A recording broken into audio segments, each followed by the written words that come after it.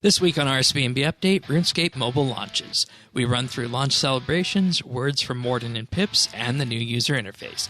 Not to be outdone this week, though, Battle of the Monolith Week 4 wraps, and we get ready for City of Senntisten.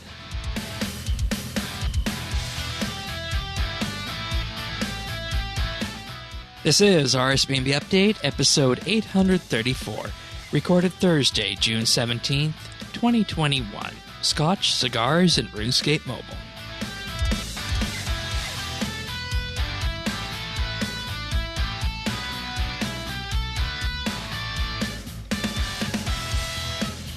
Hello, everybody, and welcome to another episode of RSBANDB Update. This week is a week that we have been waiting for a long time here at RSBANDB Update, hasn't it been, Tannis? Yeah, like the last 2 weeks have been hell. Since you lost your mobile access, but that is, of course, what we're talking about. RuneScape Mobile is now here. We're going to go through all of that and more, and to join us and to help us do that, we have Bears back again. Welcome back. Thank you. And Zant, who you heard on the recent monthly bit. Oh, what's up? That was a fun monthly bit, I think, and we got a chance to go through stuff about the client and how things were positioned, and we actually made an assertion on that monthly bit that was confirmed to be true in the live stream this week. So we'll touch on that a bit later when we get there. But of course, I am Shane12088 in game. Tannis can be found at Tannis79. The Bears at, I believe you're at what? The Bears OP QB, I think? Bears QB OP. Okay. And Zant is iZant or iZant HCIM. And, we're going to discuss everything related to RuneScape Mobile, the final chapter of Battle of the Monolith, a live stream, and a lot more. But if you want to join us in game, you can find us at Friends Chat, BitsBytes, and, it's finally here. This is a moment that has been in the works since the fall of 2016 when they first started prototyping internally. And then they got it out into a limited number of players' hands in early 2017. And this is the whole story where the goal of, winter 2017 comes in about when they were going to launch. But we've all had our fingers in this week. Let's start with you, Tannis. I know you have been chomping at the bit to get back into mobile since it was taken away from us in the beta round. But how do you feel now that it's out? I'm glad to be back. I saw I got the notification because I did my Civic RuneScape Gillenorian duty and got the pre-register stuff, so I did get the notification. As soon as that came up, I was on it. And what was nice was, like, on my iPad, I just started playing again. Like, I didn't have to put in anything. Like, I didn't have to download the cache or anything. It was like awesome. No logging in or anything, right? Yeah, same here. And I actually had an interesting episode with that because everything that you had set up prior, if you were in the beta, persisted on the iOS side. And one thing that I had was that I had it set so that on the right-hand side of the screen in the ribbon, I actually wanted to have my friends list there, but it turns out in the final build they removed that. So I was trying to figure out why that button didn't work, and it was only through talking with Zant and looking at the options that were available for the ribbon, I figured, this part has been removed, and everything is now defaulted into the new chat and social menu. I was wondering why that wasn't working for me. That makes sense now. Oh, you too as well? Okay. Yeah. Yeah, so it's all in the chat menu now. We'll have a look at the top-level UI after a bit. So, Bears, reason we wanted to have you on is that you were playing primarily mobile when we last had you on, and this is an update that you felt strongly about, so much so that you actually wrote our review for it for RSBANDB Informer. You can find that at informer.rsbnb.com. How do you feel about it? Because I know Tanis approaches it from the eye of accessibility because he likes the bigger screen with the iPad, and it's just so much more convenient to have that in his hand than sometimes on a desktop. But why does mobile move you? I am a very lazy person. I like to lay in bed. I like to relax, and being able to sit on my couch or lay in bed and being able to play is just so much easier, and it feels better. I mean, I'm constantly on my iPad or my phone, so I figure if I can even log in for 5 minutes, do 2 inventories of cooking, I mean, that's just progress I wouldn't have had before. Right. And you, Zant, I know you're big on the iPad as well for it. Yeah, so I was really hyped for mobile because I'm working from home nowadays, and when I want to play RuneScape, I kind of just don't want to sit at my PC anymore because I've just been working all day, and having the ability to just go sit on the couch or on the porch with the cats or something and just relax and play RuneScape like that, it's really nice. Yeah, and that's something that I think is interesting here, that we're all approaching this from the iOS side, so we only got our hands on this last year. Other people on Android, of course, had it longer, but that's one thing that we were all discussing, and I managed to test it on an iPad as well, is that it feels a lot more natural on an iPad than it actually does on a phone. For us, at least. It might just be a generational thing or just what we're used to, but an iPad feels better than the phone, even for me. I think for me, it's just because I have really big fingers, and it's sometimes hard to tap things on the screen. Okay. Like, I feel like I'm playing a game for ants sometimes. But then again, I have a standard-sized iPhone, so it's not that big. Like, I feel like if I had a Plus, it'd be maybe better. So iPad, it's almost like having a small laptop in front of me. Yeah. That's just the screen. Yeah. That's why I like it.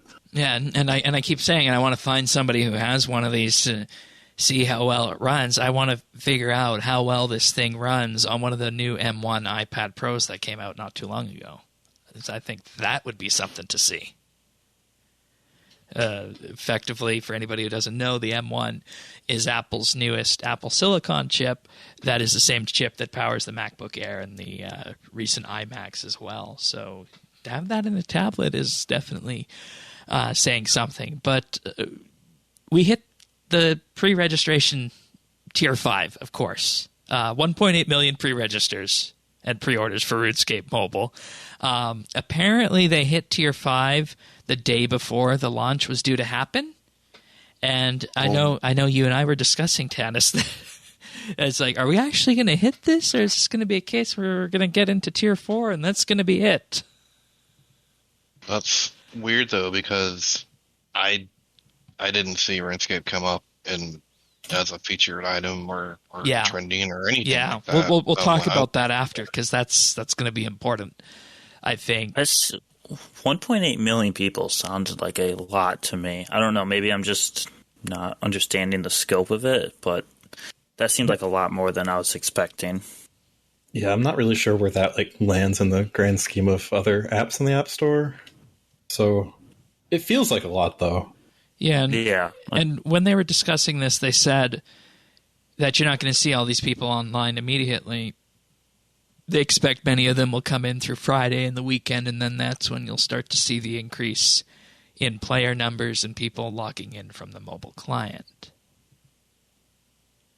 And I wanted to check this, but conveniently, and I guess this is just because people were consistently checking it, that website that has the neat little graph of the RuneScape player count has ceased functioning as of yesterday.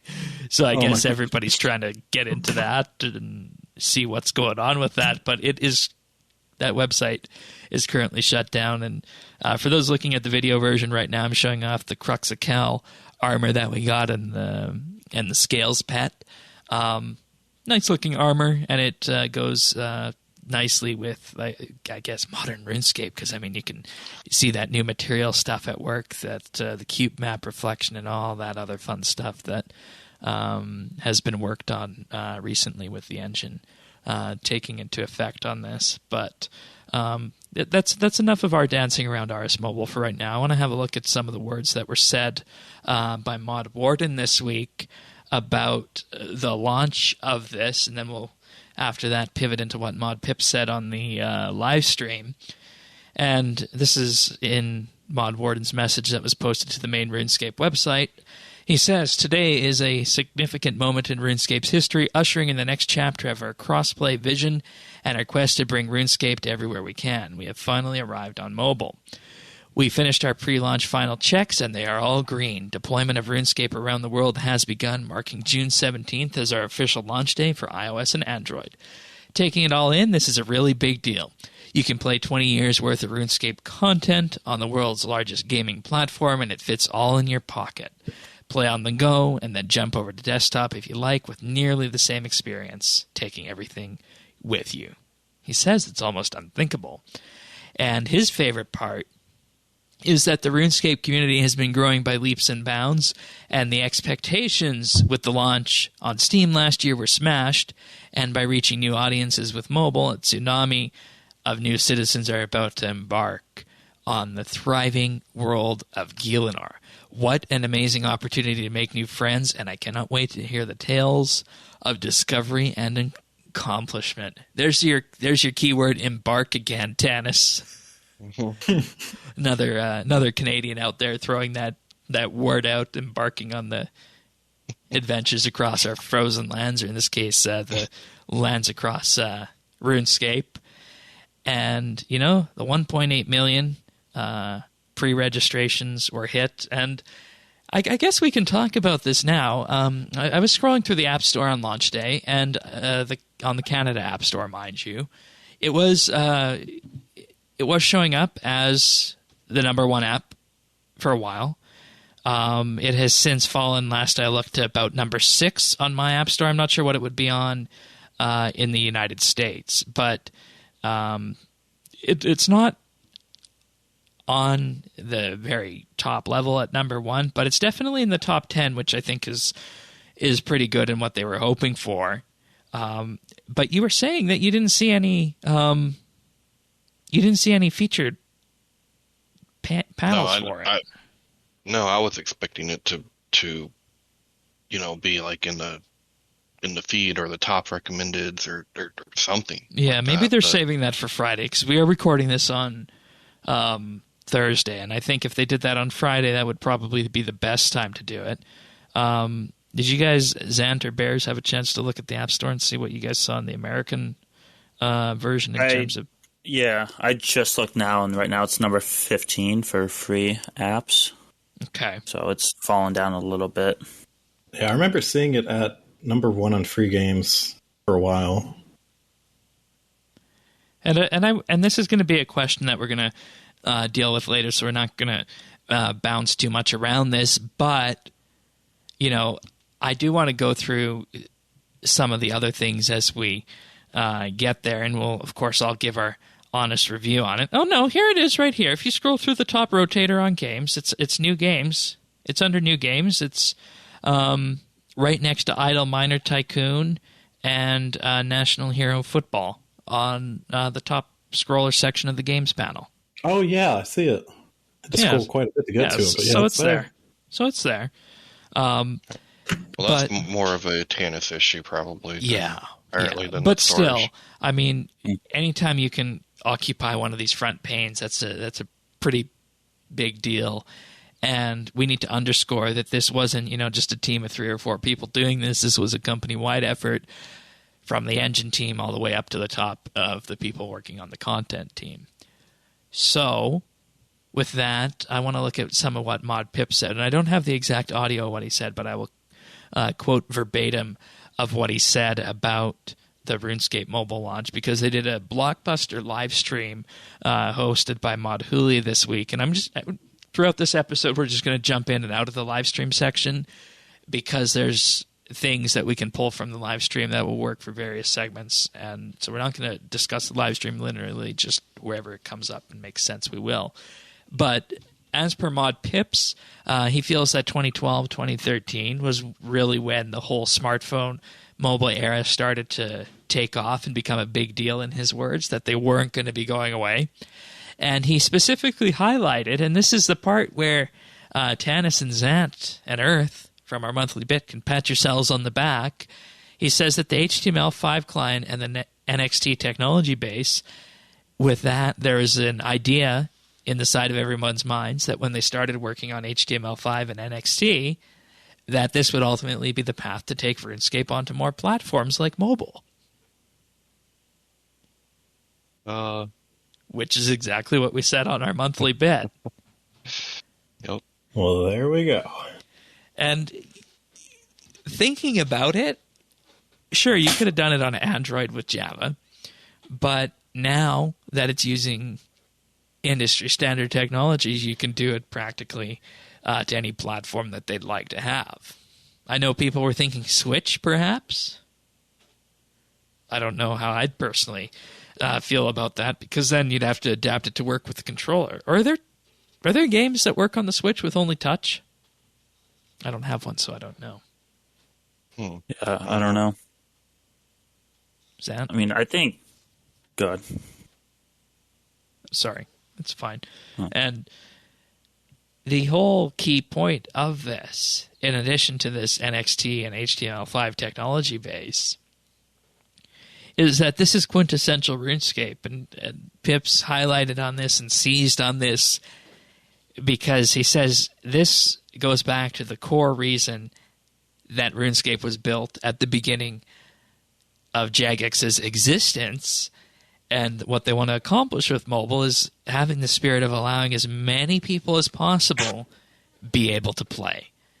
To have a game that's also as accessible as possible, which we talked about as well in that last monthly bit about how the Java client in a web browser was making RuneScape, in Tanis's case, one of the most accessible games out there.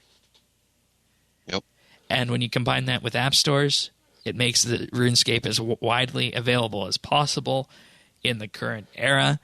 And he also went back to where it all began and said that it goes back to Andrew Gower and his goal of having RuneScape be playable on any computer out there.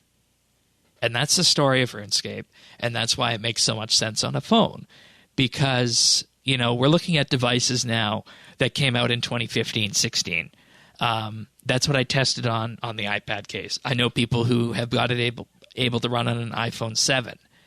And theoretically, the minimum iPhone you could run this on, the way the operating system requirements are set up, is an iPhone 6S. So we're talking about devices that came out in 2015, which at this point, that's 6 years ago. To be able to run a full game like RuneScape on a device like that is absolutely amazing, I think. Wow. Mm-hmm. We have a proud tradition of being able to play RuneScape on any toaster in your house. Yeah.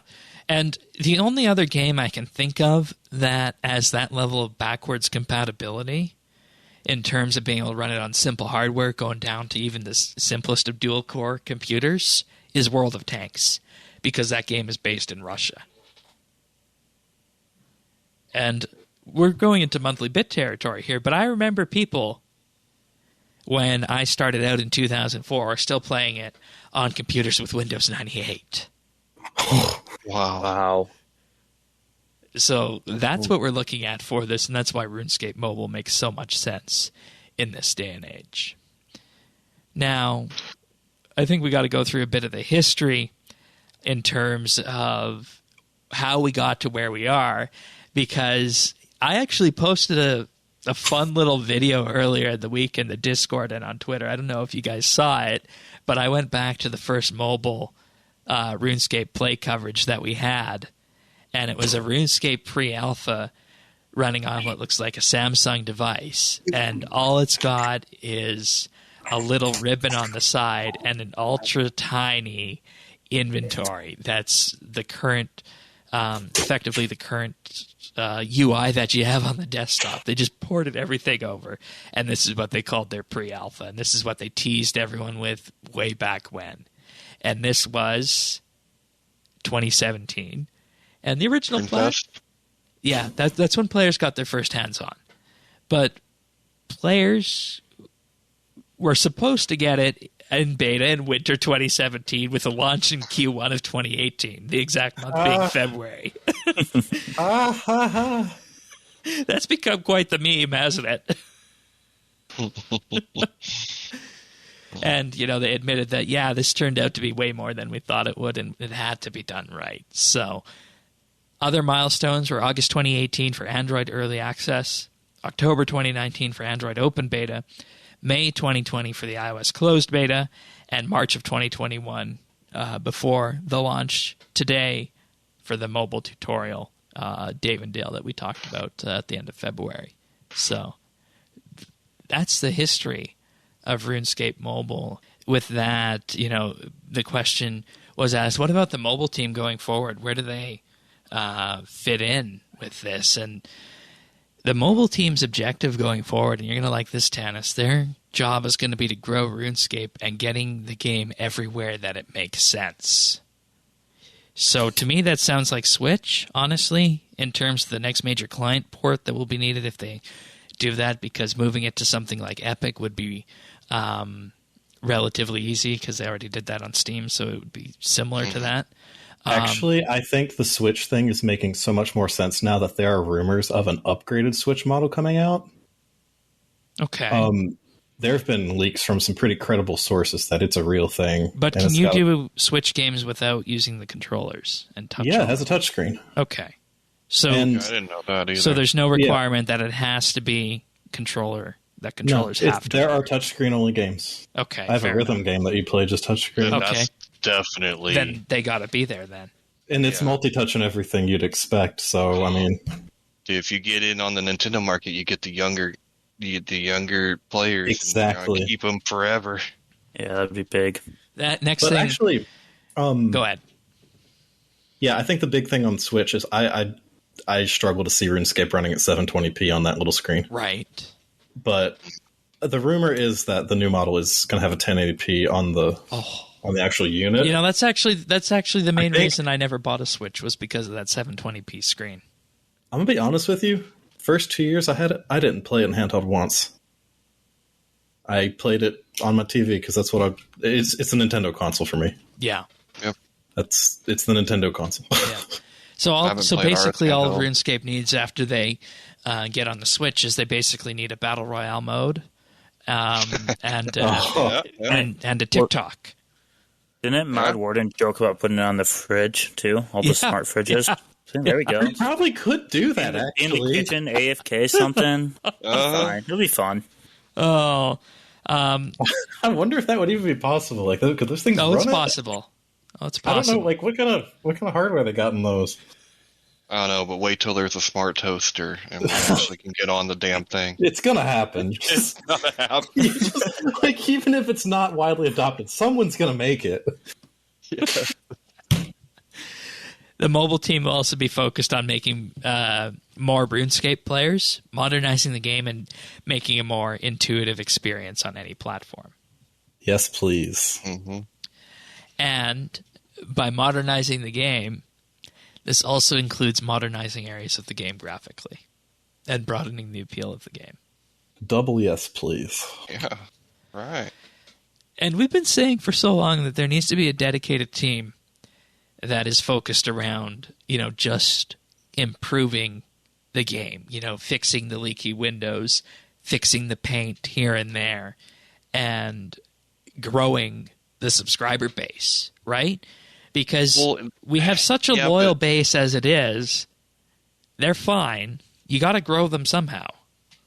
Well, but it's good that we have this team that's going to be doing that stuff now, because we tried to have a team. Remember the ninjas? Yeah. But that was kind of like the home repair guys that come in. They're like, they try to start to fix the window, and they're like, "Oh no, this is a mess. We're going to have to rip this whole damn thing out of here and build that's it the up point where the mobile team needs to do it instead."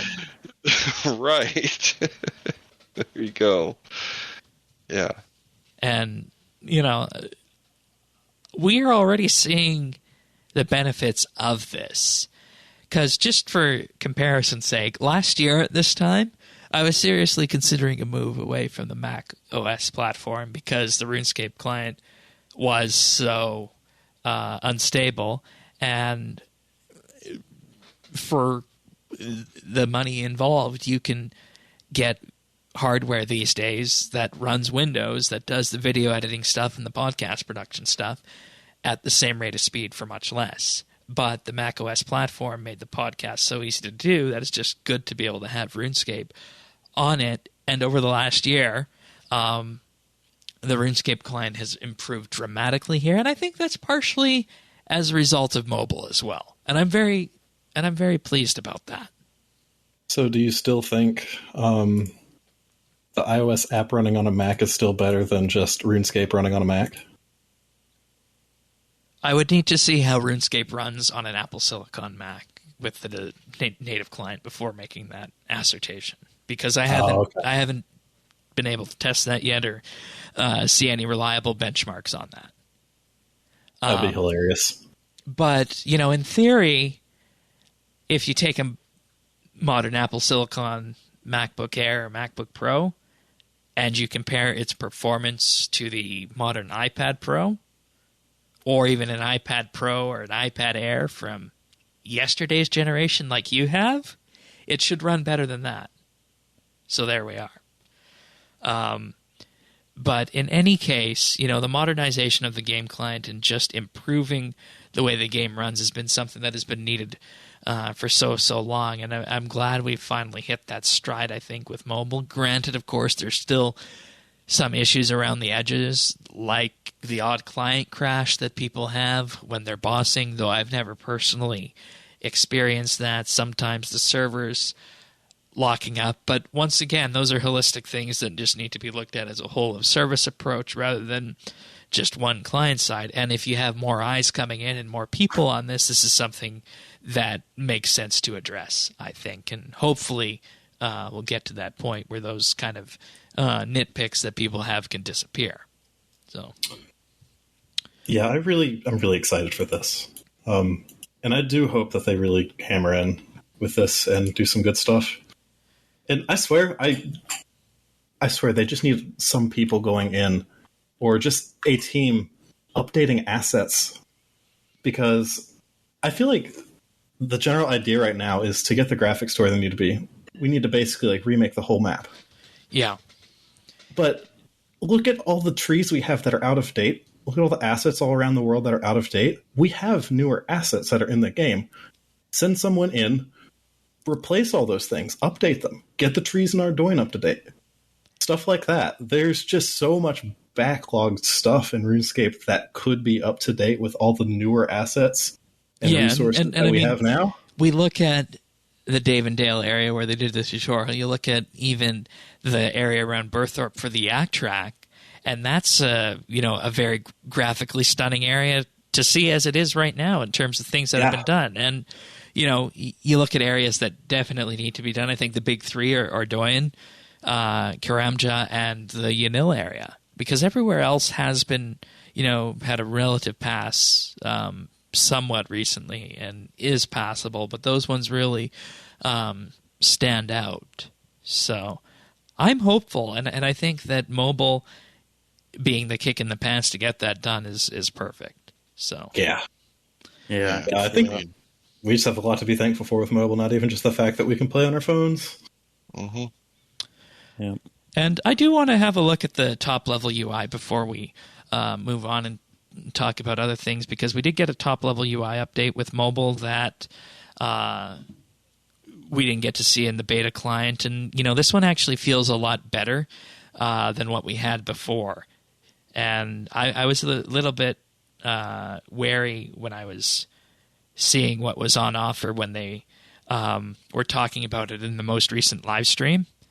But after getting my hands on it, I have to say that it feels natural, and I think it turned out to be pretty good as well. So if the technology will cooperate here, I'm going to try and log in on mobile and show exactly what I'm talking about on this, because there we go, it is working.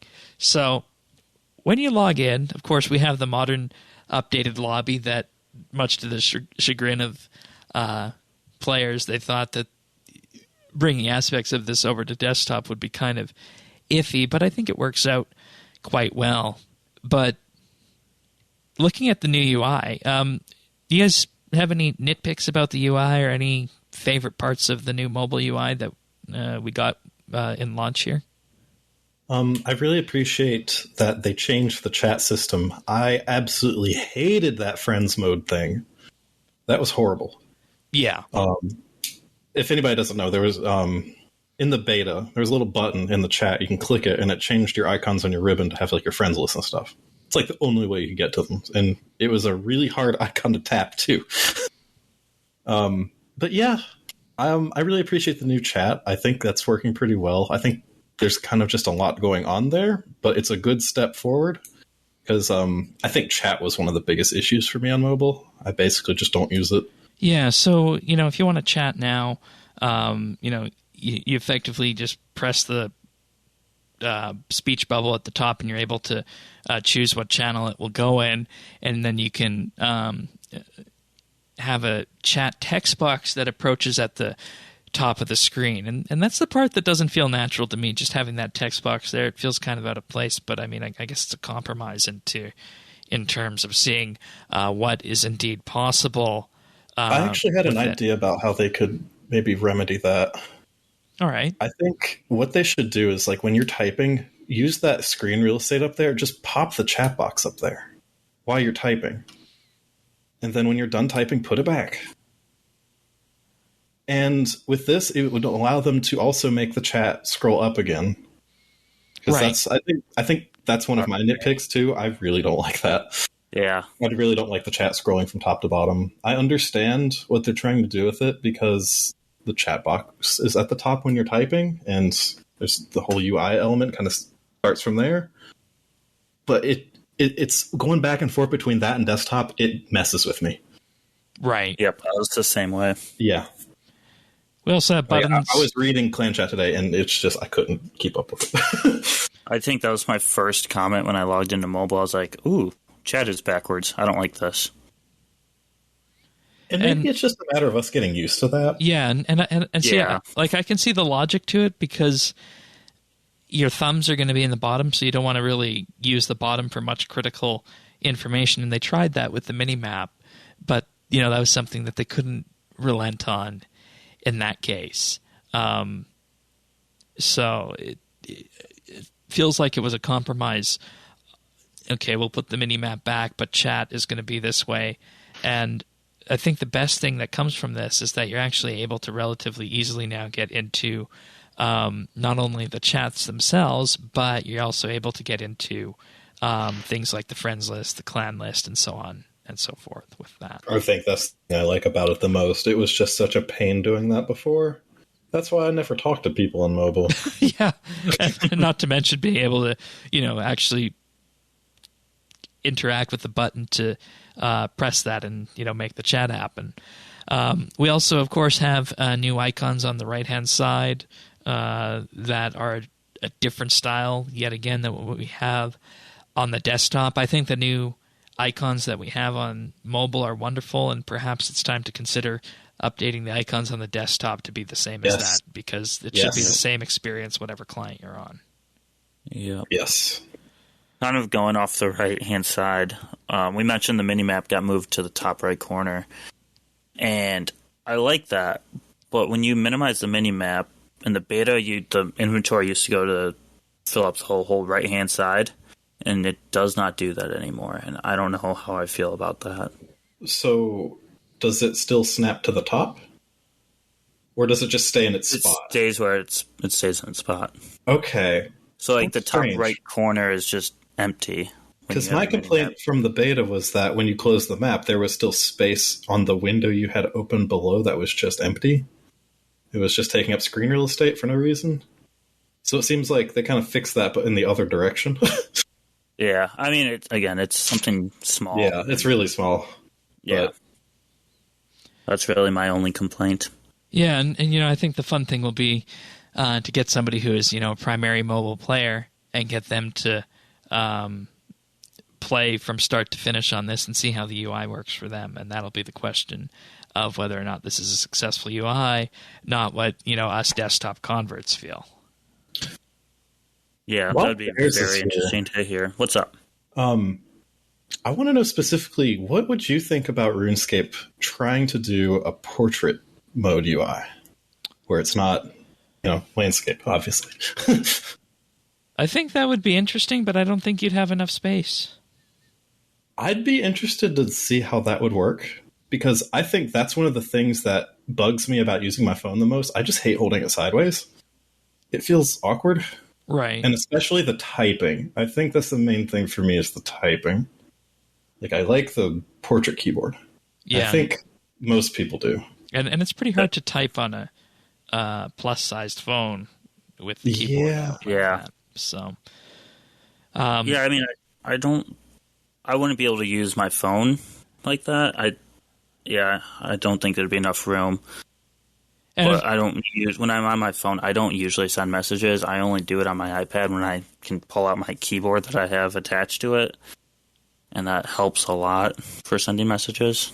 Be interesting to think about. I wonder if they could do that. And of course, the whole question with this is, this is going to be an iterative approach, seeing which way everything goes as, they move on. This isn't the end for the mobile client. This isn't the client we're going to be stuck with. It's going to keep iterating. So that's why I wanted to actually go through this and get some feedback on this, because I think it's important to do in that regard. Tanis, you have anything on the UI before we move on? Nope. All right. I think the next thing I want to talk about are just a couple of the odd teething issues that happened. And before we do that, one thing I didn't see, but did any of you guys get the currency package? Is that something we can talk about? I haven't even logged on my main yet. If you go into the shop, there's a really good deal. It's like $30 for 450 keys and 2,400 rune coins. Jesus. Oh, shit. Is that... Oh, right here now? we go. Sorry, but I mean, that was something You just got attention. Yeah, I mean, something I saw right away, and I was like, "Oh, that's too good of a deal to pass up." So where is this? Keep me away. If you go to the shop in the top left, and then special offers. Oh yeah, $37.99, the ultimate currency pack. Yeah, it's a really good deal. I'd be interested in that. I'd be interested in that if there were no keys. That's the deal, Shane. And it's like you say, you got to get them hooked in, right, Tanis? Hey, I'm hooked in. How many more smokes do you want? How many more what? Smokes do you want? Jesus.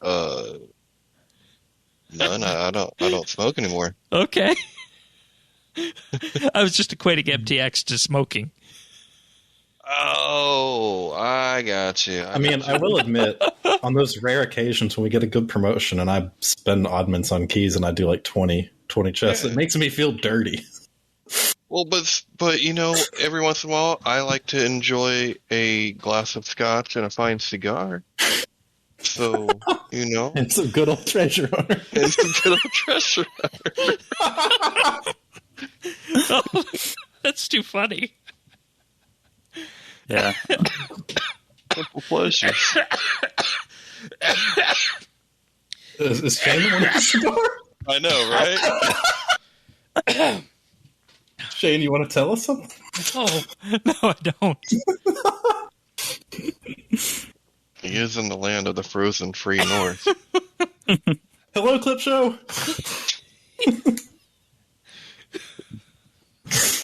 Oh boy! All right, that was to get ready for the next piece of content. Everyone's favorite, Battle of the Monolith. Oh, jeez. Week 4 is underway, but I mentioned teething issues, and we're not going to make too much light of these. First things first, the number of people that were downloading on launch day did cause some problems on the server side in terms of being able to download the cache effectively, and it actually interrupted the live tutorial demonstration that was going on. But that was fixed by adding more capacity to it as well, so that's a relatively minor issue. Another one, Android users were getting stuck on character creation. Oh, that's a bummer. Yeah, That's bad. that was a bummer, and that one definitely had to be fixed.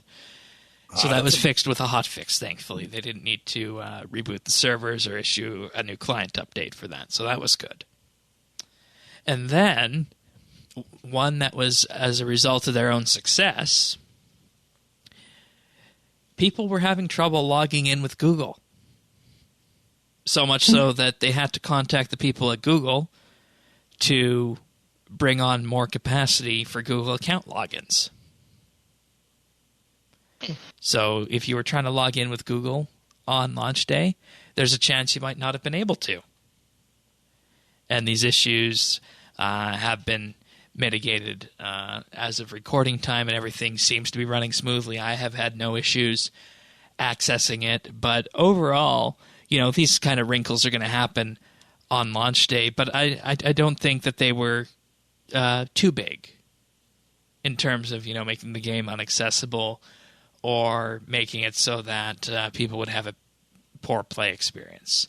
So overall, I think things turned out relatively well for them. And I just want to say one final thing on this. We cannot underestimate the Herculean task that they undertook in porting the game to mobile. Something that only ran on desktops, that was built with Java to get to run on a mobile phone, then to get it to run in a performant way and to be acceptable within all the confines of all the app stores out there. That is a huge task. And to be able to pull it off for a game as old and as big as RuneScape is something that should not be underestimated. And I think that's the final story of mobile, and what we need to look at going forward on this is that, show me a bigger game that's been ported to mobile successfully. Yeah. Show me something you built out of cold spaghetti. And you're kind of going on the spaghetti code bandwagon there that people love to do with that. Just saying. Yeah. I think that was in all of our heads right there. Yeah, of course it was, right? We just communicated telepathically. Wonderful.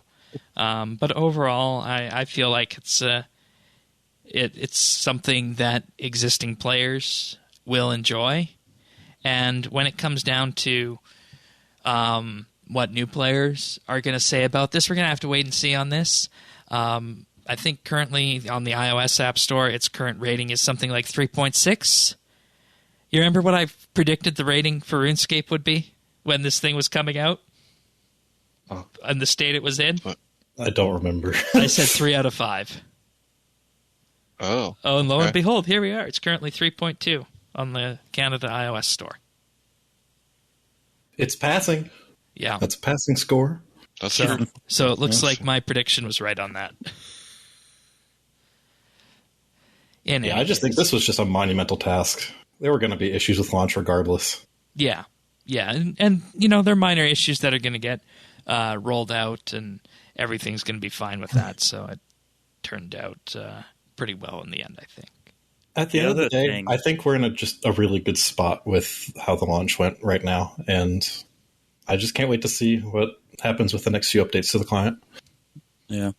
The other thing is they released it a day early from what they told everyone, too. Yeah. That was... I tuned into the stream. I was like, okay, they might do it. But I didn't think they'd actually do it until they hit that button. As I understood it, was I refreshing the App Store.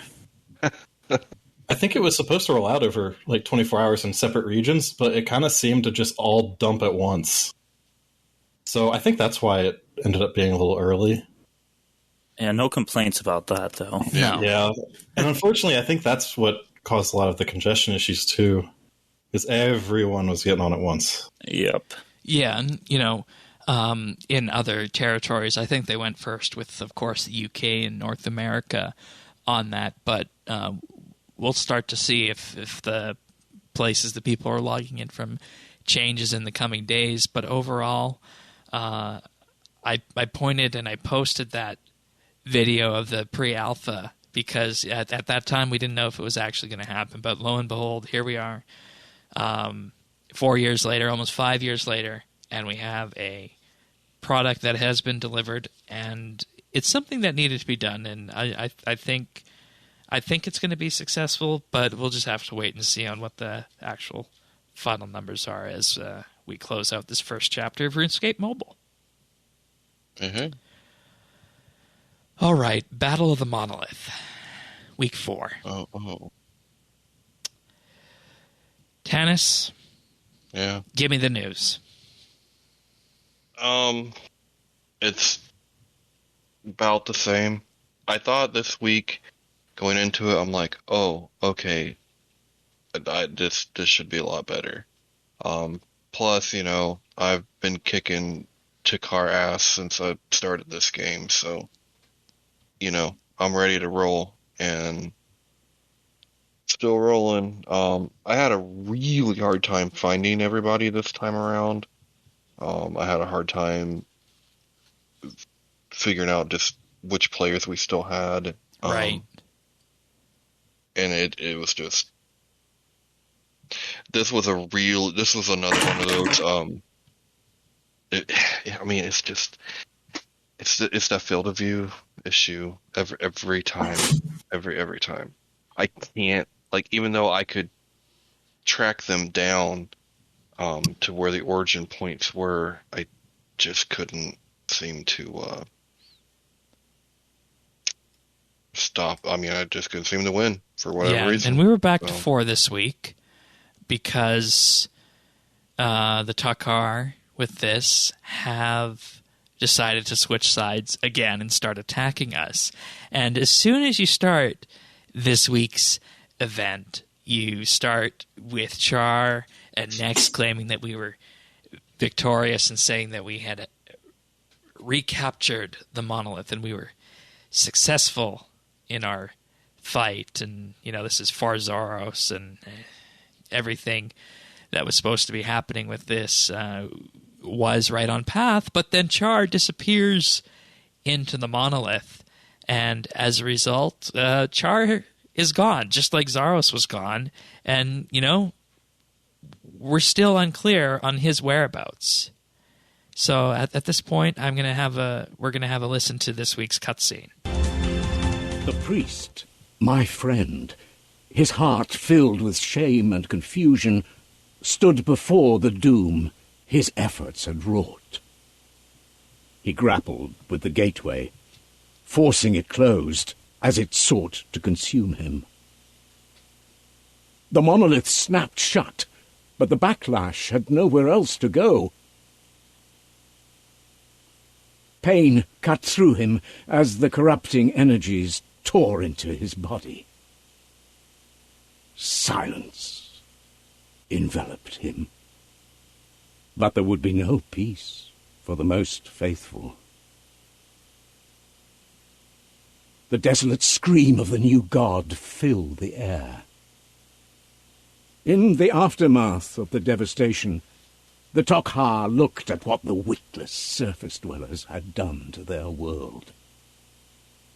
Everything would have to be dismantled, starting with their former allies. But the worst was still to come. I don't know, and I'm going to say this again, I don't know how it can get much worse than that. Yeah, that's pretty bad. So recapping everything that happened with this, Azanandra tried to close the monolith after Char disappeared into it. And as a result of this, the power that came from it was enough to allow Azanandra to ascend into godhood. Which, I don't know if we anticipated this happening, and it feels as though this is being done to kind of put him on an even footing with Zaros, so that there's going to be that inevitable confrontation at some point. And one thing we, of course, know from this now is that ascension is not an easy feat, and it's actually quite disruptive on the person who is ascending. Because normally you would think, I'm going to become a god, and it's a simple task. But no, it's not here with this. And that was the whole point of this week's Battle of the Monolith, is that people who were going close enough to it would get sucked in to what we were assuming is Erebus on the other side. Char disappeared, so as a result, Azanadra decided to close it shut, and in doing so, himself ascended to godhood. And then, once that was done, we thought we could claim victory, but no, the Takar have started fighting us because they are not pleased with what we have done to the world. And that's where Week 4's tower defense minigame begins. And you can control Hellware, Nex, the Guthix Wizard, and, of course, who is the fourth one? I'm forgetting the fourth person's name. Commander Ziliana. Commander Ziliana. There we go. And you were wondering the way this works, Tanis, right? Yeah. In terms of where they come from. Well, you know that pathway into Al-Kharid that we were theorizing about, right? Mm-hmm. One of the wisps goes down that path. So what I did is I placed Hellweir on that path, and then I placed the other three right on the edge of the Varrock Gate. And that was enough to get this done. And I jumped back and forth between the two of them. I did have some magic equipped with me, so it wasn't as though I was just letting them do all the work this week. But I was able to get it done with that way. And would you say from this that your issue was, again, just not being able to have an adequate command of the battlefield because it was so wide? Or Yeah. Okay. Yep. Exactly. All right, fair enough. Were you able to see the wisps this week? Wisps were still a problem, although the Takar were easier to follow. So, I mean, there was that. Okay.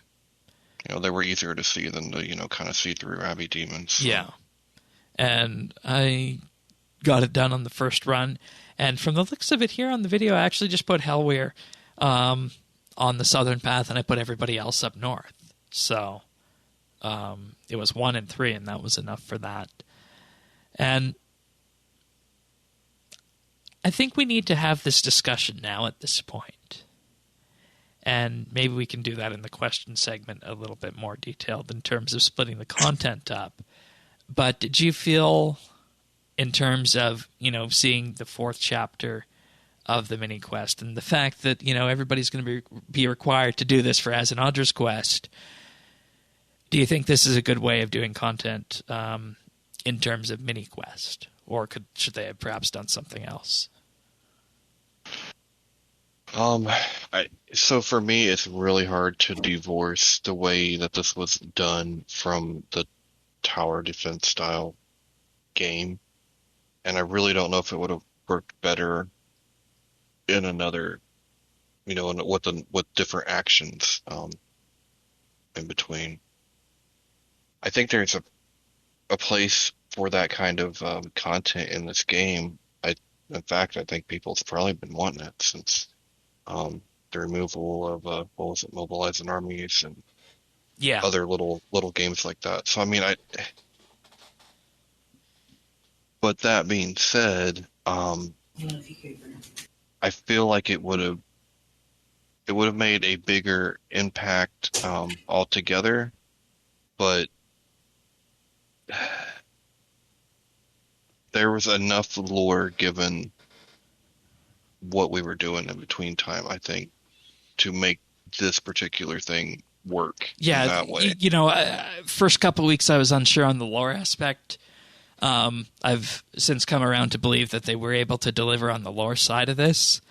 Mm-hmm. The only question I have is was it worth, in effect, splitting it apart? And the accessibility side. Or rather, I guess not necessarily was it worth splitting it apart, because it was definitely worth splitting it apart because it gave people content to play each week, but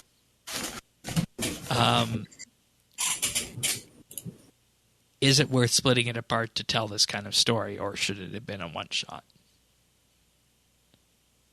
I guess that would be my question, and why that decision was made. Those are a couple of the things that are still lingering on this that I'm a little bit uneasy about. But in effect, the whole story behind this is that the Zaraosian forces attacked.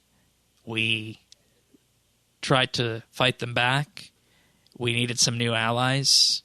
We got the Takar. A creation of the Elder Gods, the Takar is, of course. And following that, in terms of what they see of what we've done to the world, they're upset with us now, which makes sense, given that they are instruments of the Elder Gods. And I guess we should have foreseen that when we asked for their help in the previous week. And, at the end, Asanandra ascends to godhood. And it feels as though that was by accident, and I'll be interested to see where they take his character from there. Because it feels like he's going to be the one to ultimately confront Zaros at the end of the day with this. But I know coming into this, we were talking to both you, Bears, and you, Zant, about this, and you guys are going to have to do this when it comes to getting the City of Senntisten quest done. Whenever you guys ultimately choose to do that. So it'll be interesting to see how this feels doing it back-to-back rather than just, week by week. And I'd be interested to hear your guys' thoughts when you do that. Okay, so you just answered my question because I was very worried that it was going to be time-locked 4 weeks before I can do that quest. Oh, I sure as hell hope not. Battle of Monolith, yeah. I mean, if it's just do it at once, it won't be the end of the world. I'll be able to figure it out, hopefully. Yeah. Maybe I'll just go back to each week's episode from you guys and listen to how you did it. And then knock it out. But if it's time-locked, I'm going to kind of be a little upset at myself for not doing it.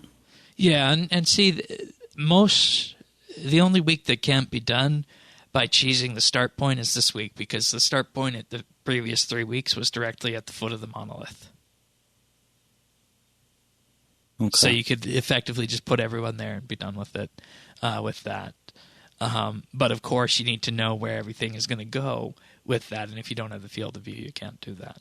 So overall, Battle of the Monolith, I think, was a success from a lore perspective, and I think there's still a lot of questions from the community as to why the release mechanism was chosen as it was, and maybe at some point we'll get to ask those questions. So I don't think I have anything else I want to say about the Battle of the Monolith. This has been a bit of a roller coaster in terms of the lore that's been associated with it and everything that the feelings that have evolved from the time that I called you one evening, Tannis, and I said, hey, I have some show things to discuss with you, but first go do Battle of the Monolith. And I go to eat, and 45 minutes later I come back, and you hadn't completed the first one yet because of accessibility issues.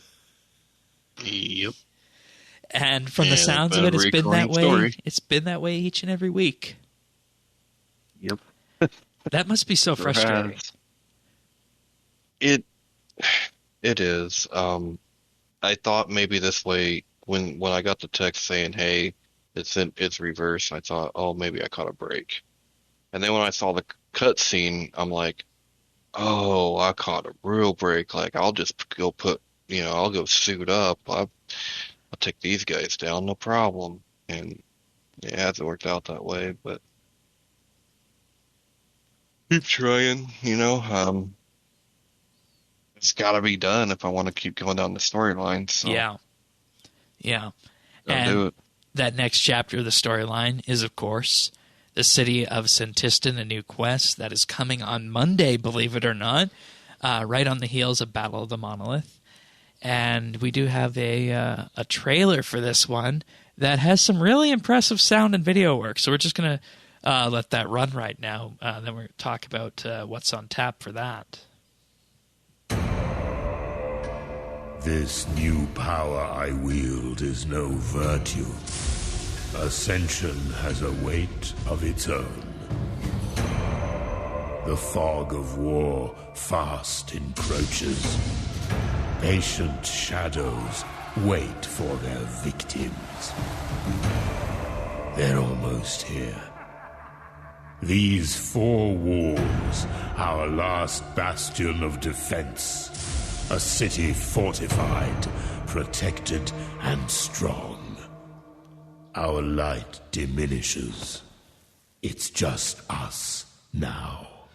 I pity those that would try us. Death marches to our doorstep, and we hold.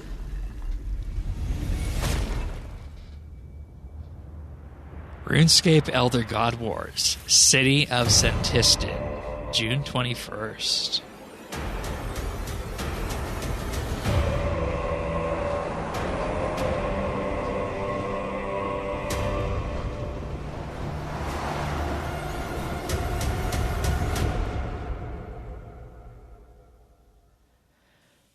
Wow. Did you guys hear what I heard in that trailer? Maybe. I heard a lot in that trailer. Yeah. Did you hear the Slisgate cackle? Oh, really? When they were talking about shadows, ancient shadows. Mm. And of course, I could be reading too much into that, but I mean, you never know. There's still that little bit of Slisgate inside you after not Plague's End, the Maze Quest that I can't remember the name of. Slisgate's Endgame. So I think that could be potentially something that we're looking into on this. Of course, City of Senntisten was first teased at RuneFest 2019, the last RuneFest. It was tailored as what was going to be the summer launch: Archaeology, Elder God Wars, City of Senntisten, boom, boom, boom, one after the other, with As an Adra's Quest also thrown in there, and there's going to be questions about what they were going to be able to do with that. And lo and behold, here we are, City of Senntisten finally here on Monday. Do you guys have any thoughts on this quest of what you're expecting from this, or any ideas? Can I make some comments on the trailer? Yeah, let's do that. So let me preface this. I'm a bit of a video editing guy. Sure. I've done montages for Call of Duty. Is this good or bad? 8 years. This is good. Okay. I'm really excited to see gameplay trailers. Like in-engine cinematics. This is fantastic. This is so much better than the little graphic trailers they've been doing recently. And the cinematography on this is fantastic for being in engine. And gosh, I'm just thinking back to that first little trailer we saw that was actually in the RuneScape engine, maybe 8 or 9 years ago now. And we were just, I can't remember what was in it. It was like some skull dude rising up. No, it was different than that. That was the one that they had some film studio do, I think. Oh, okay. And then there was one that they actually made in engine to show what was possible. Right. Well, that trailer exceeds that.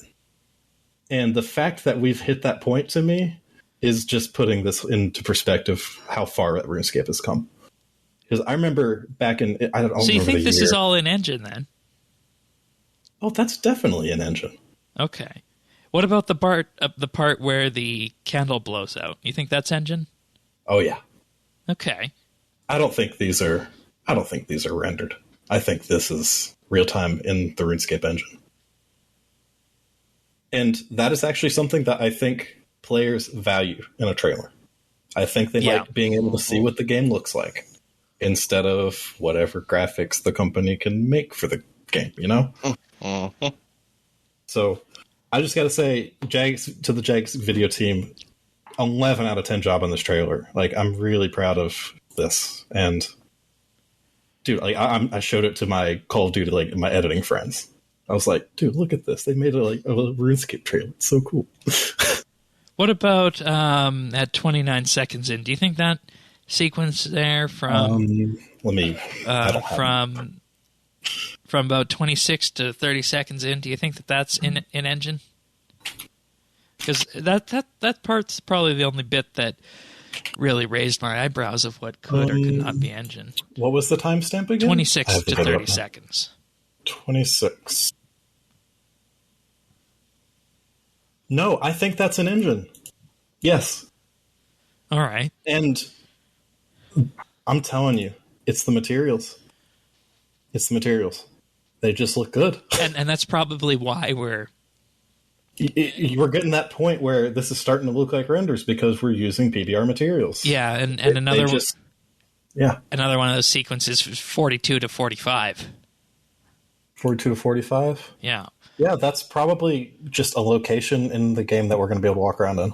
With, the new materials and the new cube maps and all that rendering stuff because, you can also, in terms of the gold on those 2 pillars there, it's reflecting in ways we haven't seen before. So that's what made me ask, is this a render or is this the in-game engine?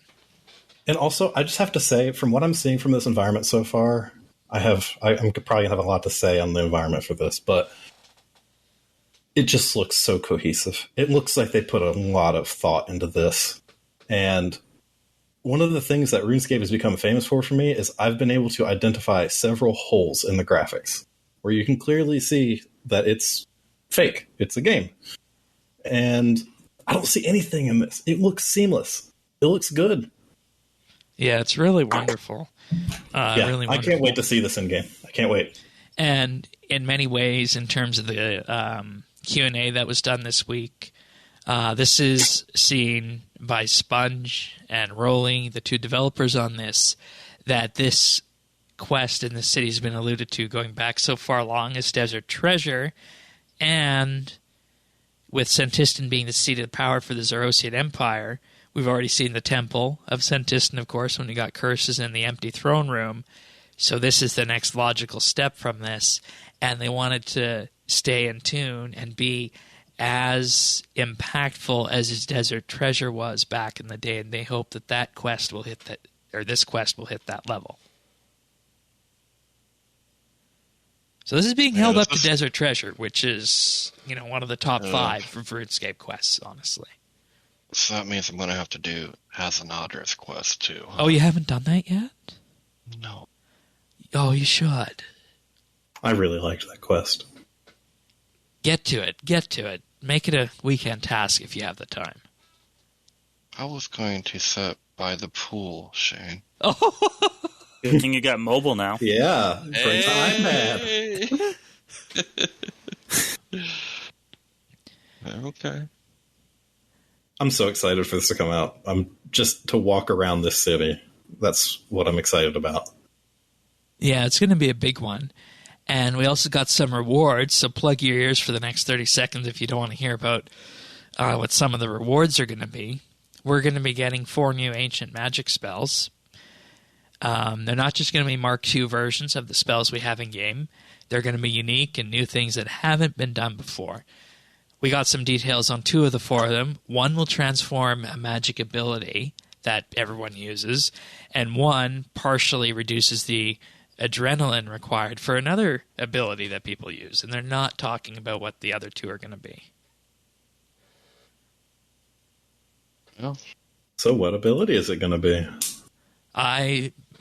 That's something I was wondering for anybody out there who uses PVM. What are the biggest magic abilities that could use an uptake on this? And that would be your answer. Unfortunately, I don't have the requisite PVM knowledge to even wager a guess on this. I don't either. Okay. Bears, any ideas? I mean, I don't use magic enough, Okay. but... Well, there we go. That's why we need this. I get wild magic is probably one of the most popular. Asphyxiate? Yeah, those are the 2 quote-unquote damage Does dealers. Dragon Breath have a boosted version? No. I can see that getting it. That's already really good, though. Yeah, that one's pretty good. What's the one that explodes? The explosion. Detonate. Yeah, I could see that one getting another buff, but with Maybe make it a boots. time ability or something. Yeah, I don't know. With the boots, though, it's I don't know if they'd add another buff to it. Wait, does it already have a buff? With not too long ago. Oh, the boots, I don't remember what the boots are called. The magic. I know. They reduce the time. The dino ones. Yes. Yeah. So I mean, Rage Fire. one of them is going to be a threshold. Yeah. What was it called? Get a buff. I think they're the Rage Fire boots, right? No, I think those are one No. of the Blazoor ones. Oh, okay. Yeah, those are. Yeah, I believe Ragefire are the magic Glacier boots, the blue ones. Here, I got them right here. They are I've got one of these to drop before, and I can't remember Blast the name of it. Diffusion. There we go. Blast Diffusion. All right. That sounds like it. Yeah. And it's interesting to note that these aren't spells we're talking about. These are actuals, they're not spells that you cast to do damage. These are spells that modify. And they're all combat-based. So does that mean you're not going to like cast this as a combat spell? You are, except you're going to cast it and then you're going to cast your ability right after. Well, yeah. Oh, okay. So just having this as set as your active spell is going to change that ability. If I understand correctly. Maybe, but I thought it would be that you'd have, say, Ice Barrage as your active, and then you'd just cast this off the bat. Like, I was under the impression that this is a new damaging ability that has a passive to it.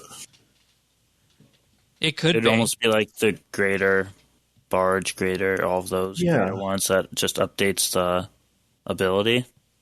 Yeah, so like when you're using this spell, like one of the new spells, it mutates whatever ability it does. Yeah. While you have that set as your active spell.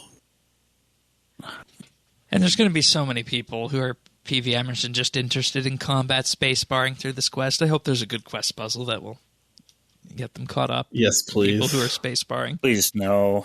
Yeah, no thank you. No thank you. Hey, I just want my magic buff. Hey, I'm kind of with Shane with this. I don't mind a good puzzle. Hey, Tannis, we got a secret. This is the stealth way to get Elemental Workshop 5 in the game. Yes, please. Well, are you doing this for me, Shane? Because I have had enough of puzzles for the last 4 weeks. Am I the only one, like, in the RSBAND community, but Shane, that wants Elemental Workshop to come back? I think Earth wants it. I really liked 4. I don't know what it was. I didn't like 3. 4 was really 3 good. or 4, the one with a really bad puzzle? It was 3. Okay. 4 I did 4, though. I did 4 without a guide, and I felt so cool after 3.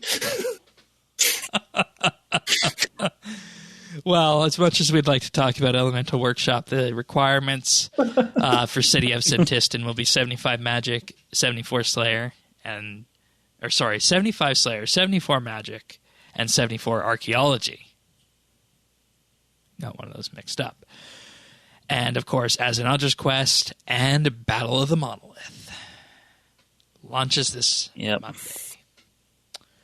Wow. Going back to the magic spells and abilities, did you guys see some of the magic equipment, how much that's gone up in prices?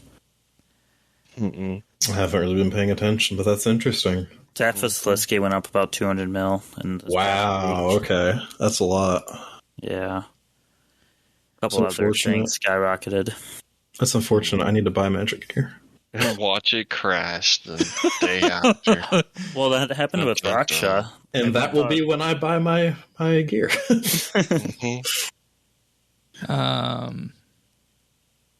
What did I buy? Which is the... oh, yeah, that went up. Wow, that went up... That went up 20 mil. I bought a Seismic Wand not too long ago. Oh, I love Seismics. That's what I was going to go for. Yeah. Yeah, it's pretty good. Pretty good. You said it went up 20 mil? Yeah. Wow. Yeah. Yeah, people and that's all just speculation. Yep. It'll be interesting to see. I think this is like the most excited I've been for an update in a while. Just to see what this could do to the game with how we're at this place where magic is kind of becoming a bit weaker. Not a bit. It's much weaker. Okay.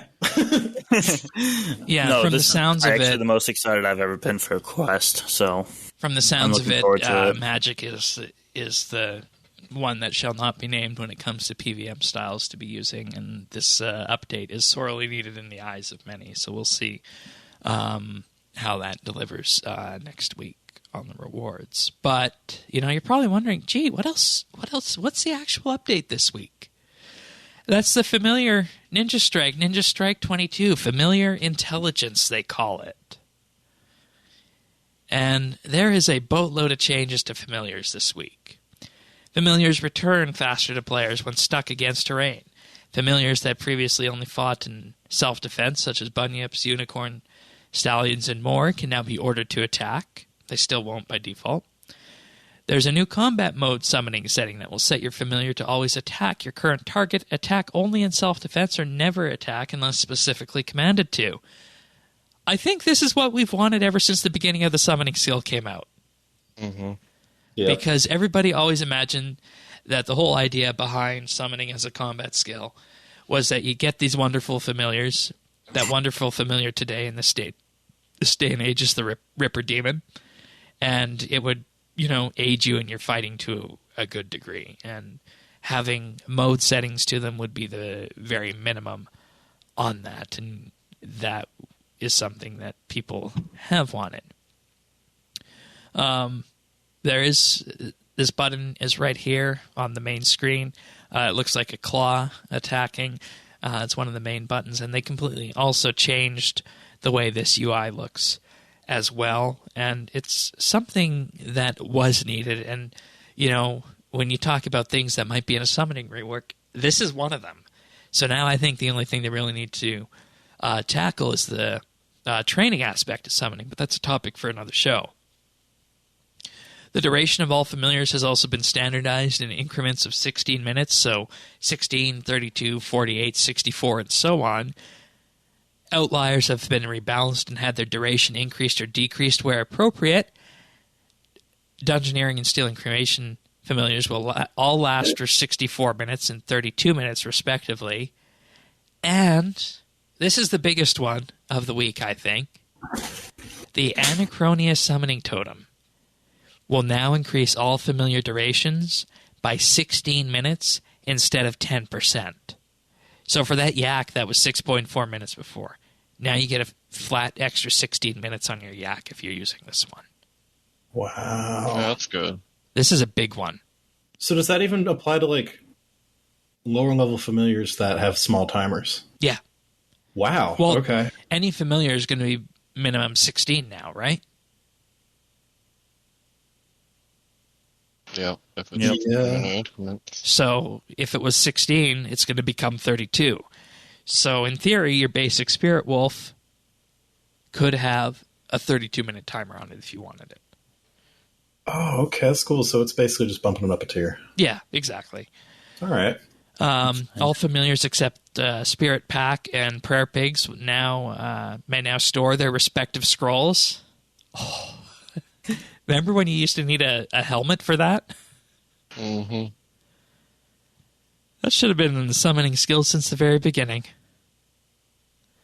And the following familiars can now auto-fire their scrolls. These include the Spirit Spider, the Macaw, the Terror Bird, the Ibis, the Fruit Bat. Huh. Yeah, that raises an eyebrow, doesn't it? It sure does. Because that's one of the ways people used to make money casting Fruitfall. Uh-huh. Oh, I remember doing that. Yep, Nightmare Muspa, Gas, Spirit War Pig, Ravenous Locust. And some familiars can no longer have their auto-fire set. Previously, these familiars could set a rate, but would never actually fire. That was like every one of them, I thought. Yeah. Yeah. And legendary pets with the Beast of Burden ability can now be turned into Beast of Burdens by left-clicking or tapping the pouch. Nice. Well, that's nice. Uh-huh. Follower details interface has been updated, including various icons have been replaced with new graphics. The special points bar is now green and the same color as its action bar variant, which is good. That's UI consistency again. Glad to see that.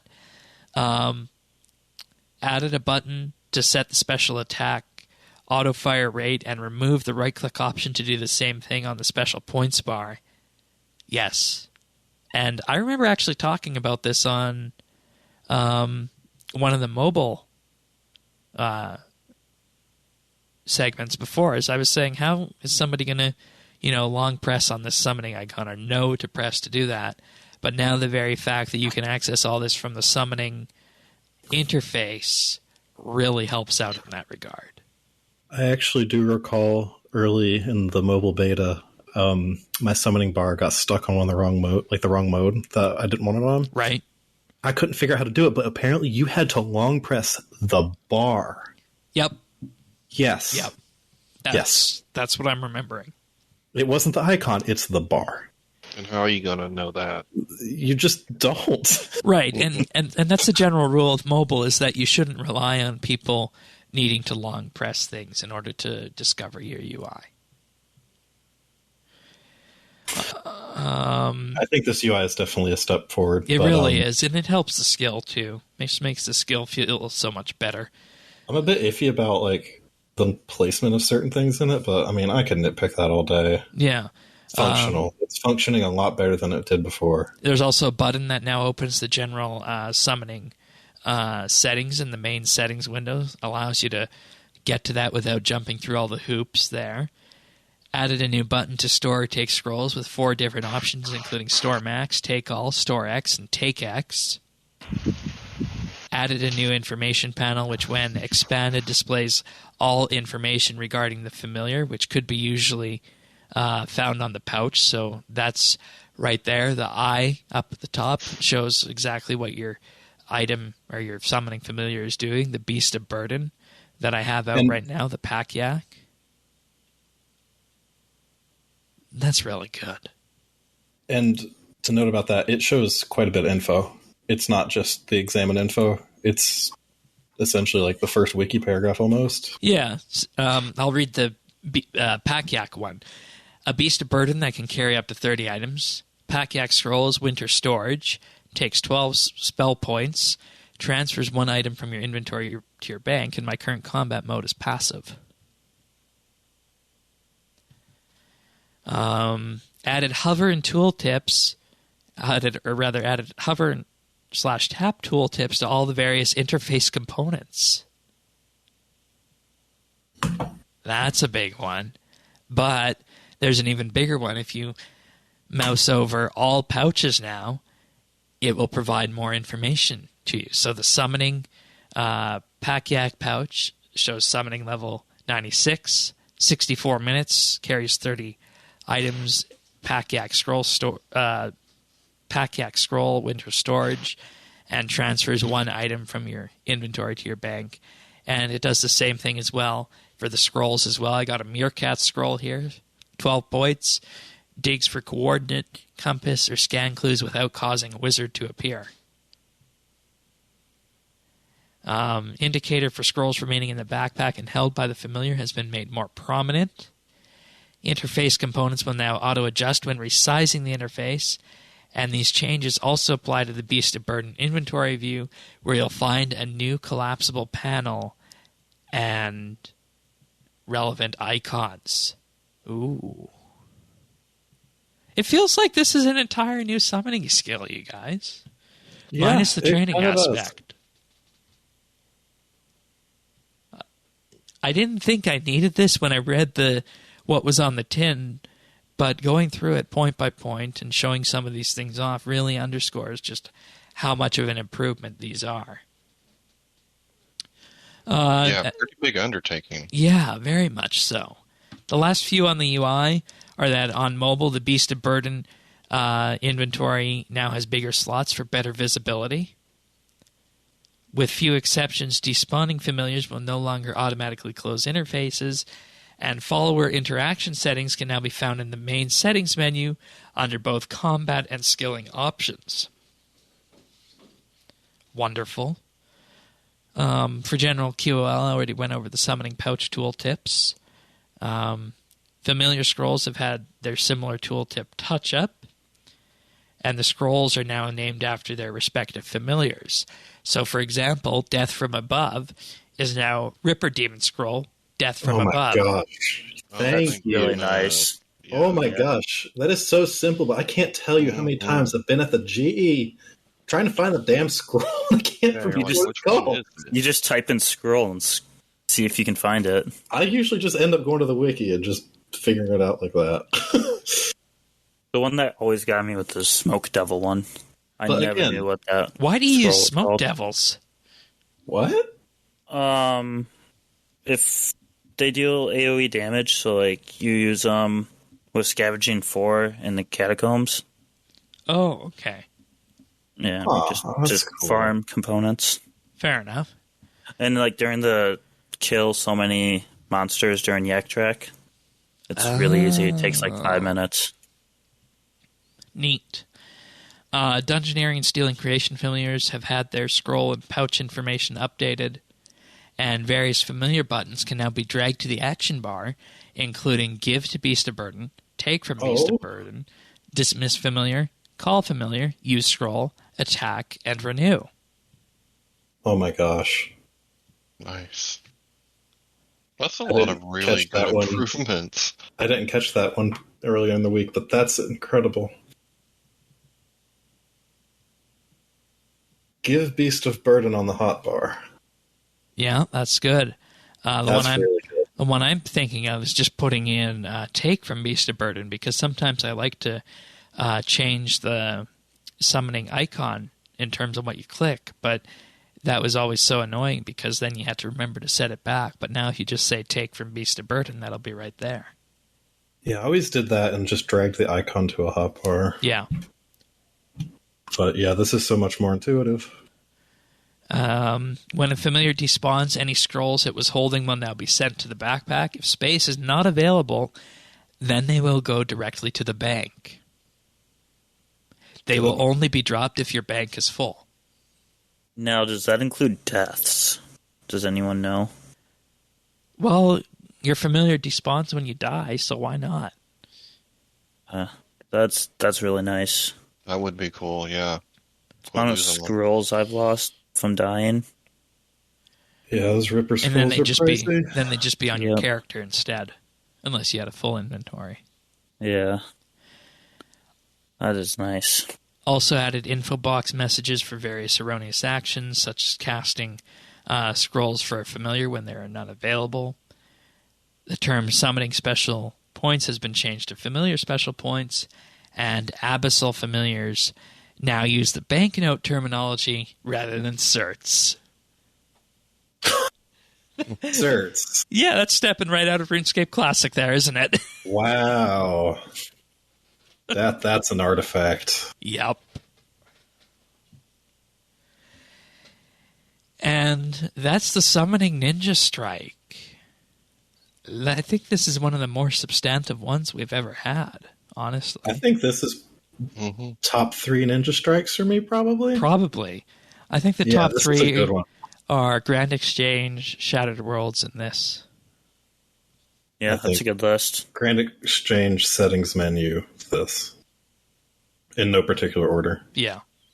It's hard to rank these kind of things.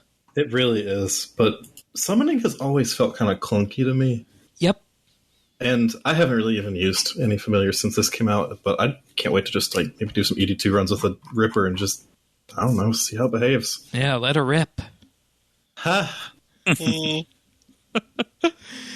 Let's move on to the general patch notes then, because we do have a few of those, and we'll deal with some questions that we have. So we do have some little engine fixes, including fixing an issue that caused some areas to render overly dark or pitch black.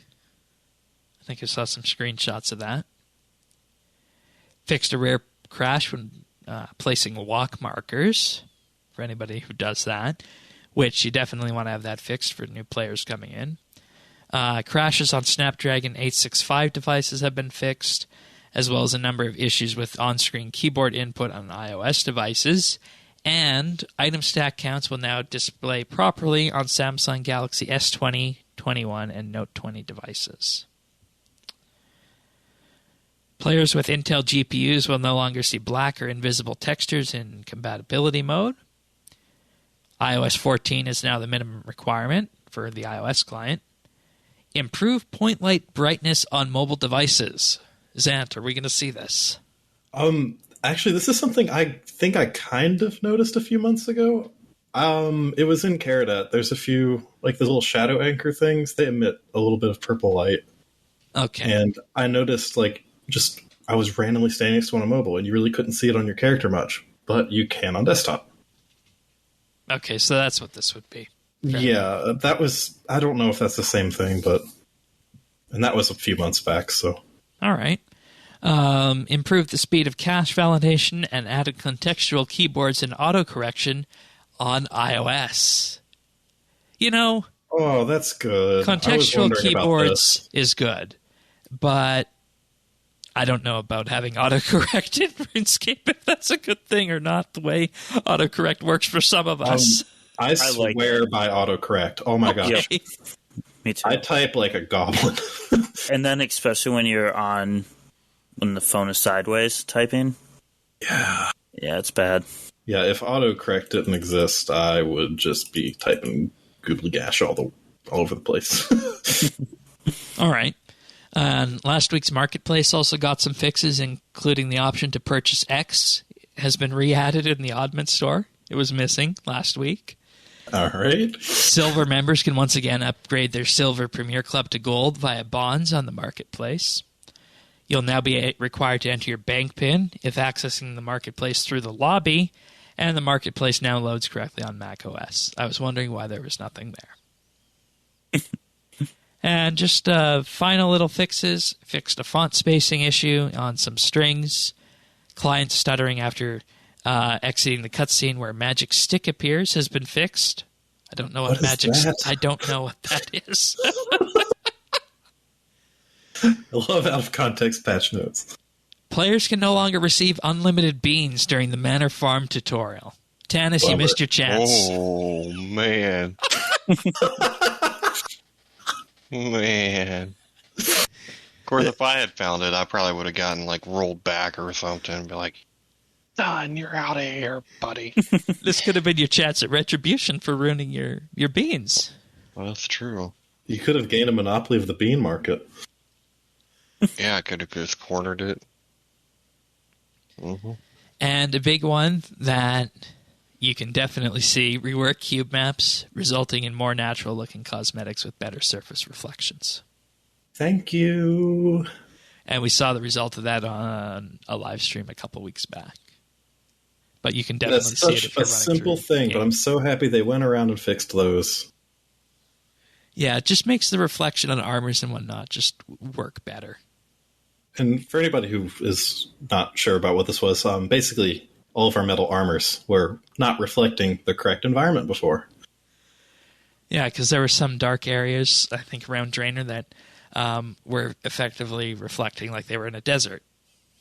Yeah, and vice versa. There'd be some places reflecting a little darker than they should be, and your armor looking blue when you're in the desert and stuff. And yeah, glad they went in and did that. And the last patch note, social tabs in the lobby on the desktop client now extend to be the correct height. And this height is the entirety of your client. Which, effectively allows you to just sit and chat in the lobby if you really wanted to.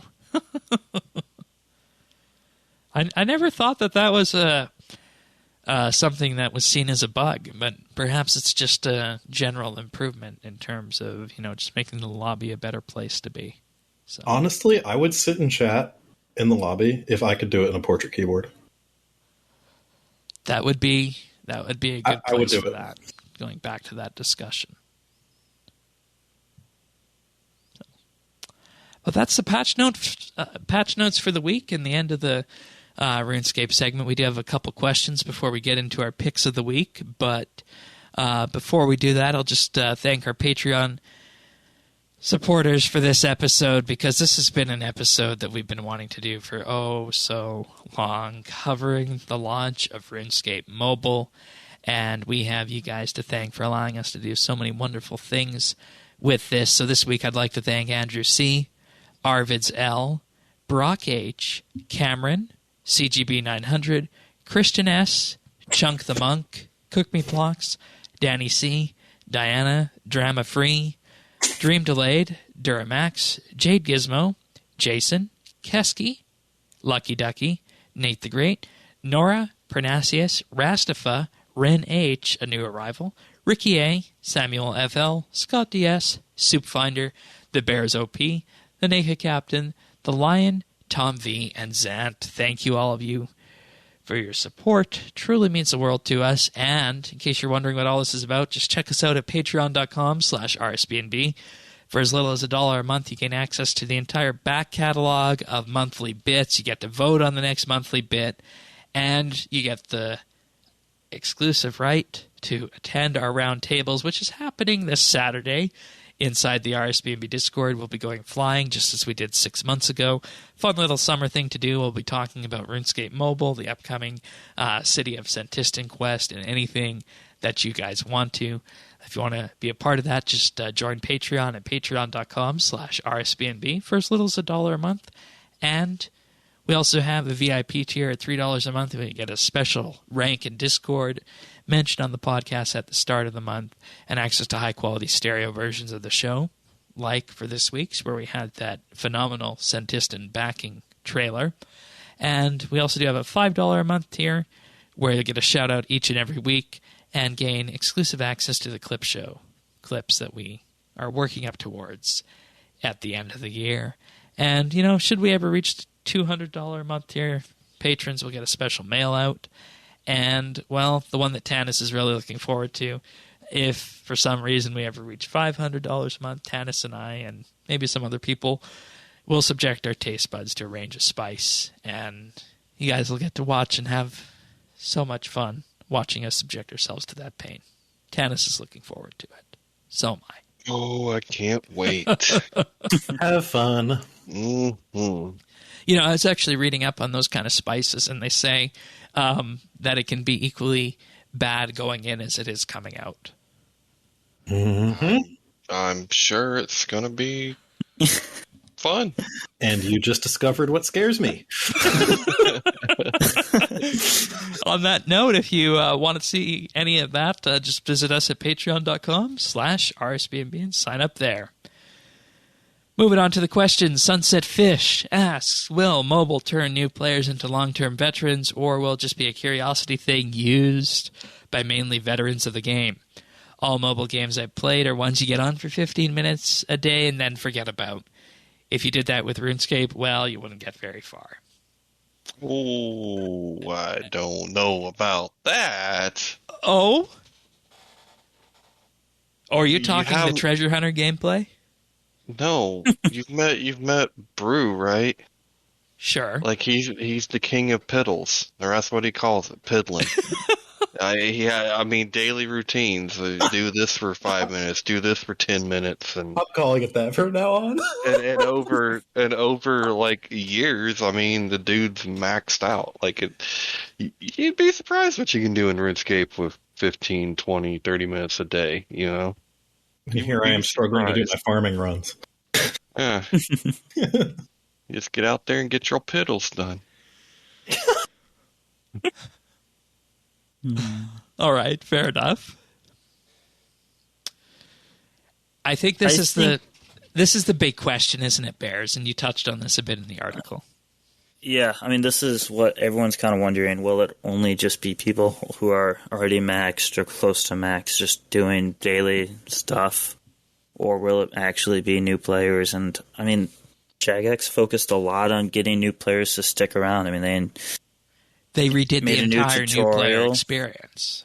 Yeah, and, like, even in the last 2 years, that's what a lot of updates have been geared towards, is updating new player experience. So, I mean, I think, will everyone who downloads the game continue playing? Absolutely not. But there will be a decent amount of people who start playing on mobile, will get, 20, 30 levels in each skill on mobile, and then they download it on their computer, and then they start playing on both their computer and their phone. I mean, I know people who played on the mobile beta for a year straight, and they didn't have a computer, and they made it work. So it's possible.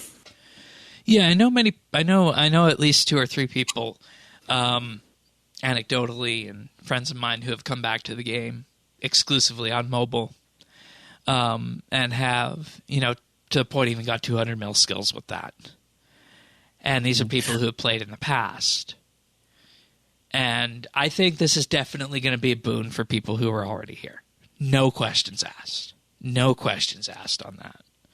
For everybody who is on this podcast, no questions asked. And it might be, I mean, do you consider someone who played in 4th grade and hasn't touched in 10 years, do you consider them a new player? That's a new player. Yeah, so it's going to be a lot of people like that. I mean, I remember in 2015, I got my first smartphone, and I was like, man, I don't have a computer, but RuneScape probably has an app by now. And that was like the first thing I looked for. Yeah, I was a little early on that. But like, if it was out in 2015, I would have been a mobile player, and I would have loved it. So, yeah. And this is the part where we have that discussion about retention. Because you remember when I was going through the App Store, and I made that prediction last year, whenever that was, when we were seeing the beta develop and whatnot. I said that this is going to be an app that is going to be wonderful for people who already play. But for somebody who is just picking this up right now, this is going to be a 3-star app. And, 48 hours after the fact, we are sitting at a 3-star rating on the iOS store. That's not bad by any means, but there are people with modern smartphones on both iOS and Android who will only play a 4 or 5-star game. And there's no getting around that. It's also got a similar rating on Android as well. So with that question, we need to just be open-minded that when people see this, that it's a 3.x review, they're going to be missing out on a portion of the market share. I don't want to say that, but there are those people who won't look at an app that is not 4 or 5 stars. So that's something that needs to be addressed in the next 2 weeks or so. So if you play RS Mobile and you're existing player and you absolutely like what you see, give it a 5-star review. Now is the time to be doing that, to be influencing that. Because if you don't, then we're gonna wind up in this situation where you're gonna have this clientele that comes in who only wants 4 or 5-star apps, who aren't gonna try it out, and this first week is the time to be featured on the App Store with that. So with that being said, I'm not 100% convinced at this point that we'll be seeing a permanent uptick in players. I'd like to be proven wrong, but I think we're going to see an initial blip, then I think it's going to calm down. I think there'll be more active players, though, at a time. Yeah, there's definitely going to be more active players. It's just a question of how many new ones can you rope in from this, right? Yep. And, this has been a learning experience for Jagex, and I think it's something that we all appreciate as well in this. So, overall, I hope we're going to see these new players, and let us be clear that with the way everything is set up right now, there's nothing to prevent a new player from finding success in this game. And the only thing that is preventing them is this 3-star rating on both app stores. Whether or not you believe that to be true, personally, I don't believe it to be true. Because I know enough about the game that for me and for a seasoned player, it's definitely 4 out of 5. But for a new player, perhaps it hovers around that 3-star mark. So, that's my take on this. I don't know, Tanis or anybody else, if you want to expand on that.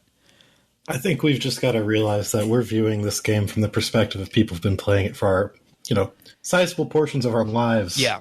And we're used to all the clunkiness and nuance that RuneScape has. That's why it's a 4 out of 5 for us. Exactly. And that's why it may not be a 4 out of 5 for someone who's never played it. It's going to seem very jarring in some places.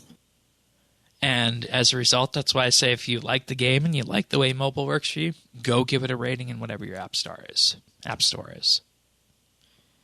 And I actually just did that while we were talking here on the podcast because I had not done that yet. So, And also, if you have something to say about it too, like write a little review. Like, yeah. say why you love RuneScape. They are actually replying to reviews on the Google Play Store. Oh, wow. Yeah. One of the persons said that it was really laggy, and one of the people, Mod Zig and Mod Gnarly, actually replied to this, and one was even directing them to the mobile section on the official RuneScape Discord as well. So there's an active community front that is helping out with this too. So, interesting. It has a content rating of teen for violence, blood, use of alcohol, and crude humor. Seriously? Yeah. Violence? Yeah. Okay. All those people are going to join and start killing cows like they used to. I mean, you do have Nex that literally has a blood wizard that sits in the room with her. I mean, I guess that's kind of violent, right? Sure. I don't know. I could see why it has that. There's a lot of Yeah, that little makes sense. everywhere. I just thought that was funny to mention, specifically the alcohol and crude humor remark. The alcohol. Oh, I didn't hear that the first time. Yeah, there's alcohol. Yeah, it's all our dwarven stouts and herblar potions. And kegs. There you go. And Yeah. Renar. The mini quest that you had to drink so many beers at so many bars. Mm-hmm. The iOS parent rating is 12+ for frequent and intense cartoon violence or fantasy violence. Maybe they also caught on to those, what do they call them? Meditation pipes that the dragon can run. Right? That was a fun episode. Infrequent mild profanity or crude humor. Infrequent mild alcohol, tobacco, or drug use or references. Infrequent mild mature or suggestive themes. And infrequent mild horror or fear themes. I mean, What they're talking about there? yeah, I mean, I guess you could see that, but you just got to cover all your bases to make sure that you're not putting somebody in for something that they didn't expect. Oh, that is amazing. Anyways, I think we've strayed from Sunset Fish's question, but my hope is that it will do that, and the biggest thing is to just get people in playing, because if you know the game, it's 4 out of 5, or 5 out of 5. But if you're coming to it from somewhere else and you're not used to how it works, it's going to be a 3, probably, on that. And hopefully the new player experience has helped in that regard. So I definitely hope we'll be bringing more players in. But let's move on to our picks of the week. Tanis, were you guys able to come up with one, or are you guys going to sit this week out? I have one. Yep, and I'm sitting out. All right, Zant, let's start with you. So my pick is something that ever since it was first revealed, I've been incredibly excited for. So I'm in game development. I'm an environment artist, so I do a lot of asset work, making things for environments and building out the environments themselves, lighting, whole shebang. But my pick this week is Unreal Engine 5, early access. I don't even know where to begin with this. This is just, it feels like magic. This is bringing so much new technology to a very accessible engine to anyone that I'm really excited to see where gaming goes from here. And I think the two biggest things that this has brought in are called Lumen and Nanite. These two new technologies that Unreal Engine uses. And I'm going to try to not get too technical here, but Lumen is essentially real-time global illumination. So think about like when you have a light on in your room, right? The corners are going to shadow up a little bit, right? Because light can't fully hit the corners. Lumen is a way to do that in real time, where usually that's something that would be baked into textures or would cause a huge hit to performance. But man, the quality of this, it looks like a render from like Cinema 4D. And this is a real-time game engine that is looking like a CG film, like running right in front of you. And it's quite incredible. And Lumen, seriously, it's going to step up the game with what people are going to be able to do with lighting in their games in Unreal Engine. And the best way I can sum it up, it kind of just makes things work really well and really easily, and it looks good. And that's just it. And then Nanite, I think, is the bigger of the two, because Nanite is essentially a way that Unreal Engine is able to scale details in a game with geometry based on how much of it is being seen. So essentially, you can just have an unlimited geometry in games with this technology and not really have it affect performance, because it scales based on what detail you're able to see. So that is something that, for me as a game developer, that is a huge impact on my pipeline, because that's going to cut out several steps of the process, because I can just chuck in a huge detailed model into my game and it won't really affect performance.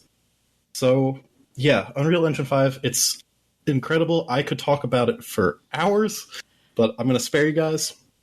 And if you don't know what Unreal Engine is, it's Epic Games' open source game engine. Right, so they make it available to everyone for free, as they do with many other things in the Epic Store.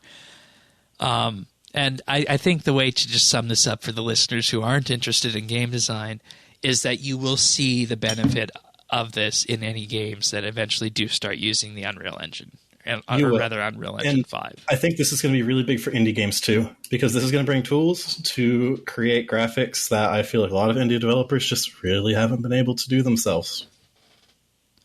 And yeah, and those really are expensive at times too, graphics in that regard. So yes. What would you say the biggest game out there that uses Unreal Engine is? I know Rocket League is a big one, but that's Unreal 3. Gosh. I am not sure. I do know this is really silly. The most recent one I've played that used it was SpongeBob Battle for Bikini Bottom remastered. That was on Unreal Engine. All right. But yeah, Fortnite's Unreal Engine. Fortnite, of course. Yeah. Hence why Epic would have the rights to Unreal Engine. And actually, I think because of that, I mentioned earlier, I'm a bit into montage editing within the Call of Duty scene, and there's a bit of overlap with the Fortnite community with that. And apparently there's some nice crossover between Fortnite and Unreal Engine that really gives creators a lot of freedom with like cinematics and stuff for videos. So it's really cool. I find it cool that Epic is kind of making stuff like that a little bit more available, and I hope that's something that more developers start to do eventually. And I think we talked about it in a bit or something. Imagine RuneScape bringing in some way to like make modded content or something. Yeah. I know that's something that is not off the table going forward, modded content. But RuneScape and Unreal Engine, I don't think that would happen without completely. I don't think either. No. But I do think if they were going to completely rewrite the game and just do it in a new engine, I mean, I could see it maybe. Yeah. But that's just not going to happen. They're not going to do that. All right. My pick of the week is a fun little demonstration technology called the HTML5 Fishbowl. This is, for all intents and purposes, a browser benchmark, and it is a fishbowl that appears in your Google Chrome tab or Firefox. It starts off with 10 fish, but if you set it to auto, it will automatically keep populating the fish tank with fish, and it will stop when your frame rate goes down. And I've got this up to around 4,200 fish before on mine. Wow. And not only is it a fun little demonstration, but there's sounds associated with it as well. I don't think we're getting any of them on this right now, but I don't know. I just find these things kind of enamoring because you can just kind of put it on and let it run in the background as well and see what it does. And the really interesting part about this is that not only does it work on desktop, it works on iPhone as well. Ooh, that's neat. So it's a fun way of benchmarking the iPhone. The iPhone 8, I think, got around 900 fish or so. So if you ever want to see what your browser's up to, just pop this in, and you would think that Chrome would be the fastest, but actually Safari was the fastest on Mac OS, which makes sense given that it's optimized for the hardware and whatnot. But we're currently at 2,700 fish, and we're still running at 60 FPS here. So there's a link in the show notes to this. It's Azure Archives website, so you can just pop this up and let the fishbowl run in the background. And I figure this would be a fun thing to do as pick of the week, because we started off in 2013 talking about the potential of a new RuneScape client using HTML5. Well, we didn't go that route, but lo and behold, here we are today, a demonstration of what's capable with the HTML5 rendering engines. So A fishbowl. amongst other things, of course. Well, at least we know it can show a fishbowl. Yeah. All right, Bears, your pick of the week. Real quickly, mine just slowed down a lot at 2,800, so I think that's about my limit. Fair enough. Yes, my pick of the week. So this actually happened somewhat near me. This was a huge chemical fire that happened in northern Illinois. The smoke could be seen for miles on miles. It happened Monday morning at like 7 a.m. local time, and as of now, last I know, it is still burning. They have it completely contained, but it was just a chemical building. I think they produced grease and other lubricants. Oh. And so it exploded Monday morning, and luckily everyone got out safely, and only, as of now, one firefighter has been injured, and like very minor injuries. So for how quickly that would have gone up in flames and have no one injured is incredible. If you go through that article, you can kind of see some of the pictures of the smoke and the fire. There's a hell of a mushroom cloud explosion.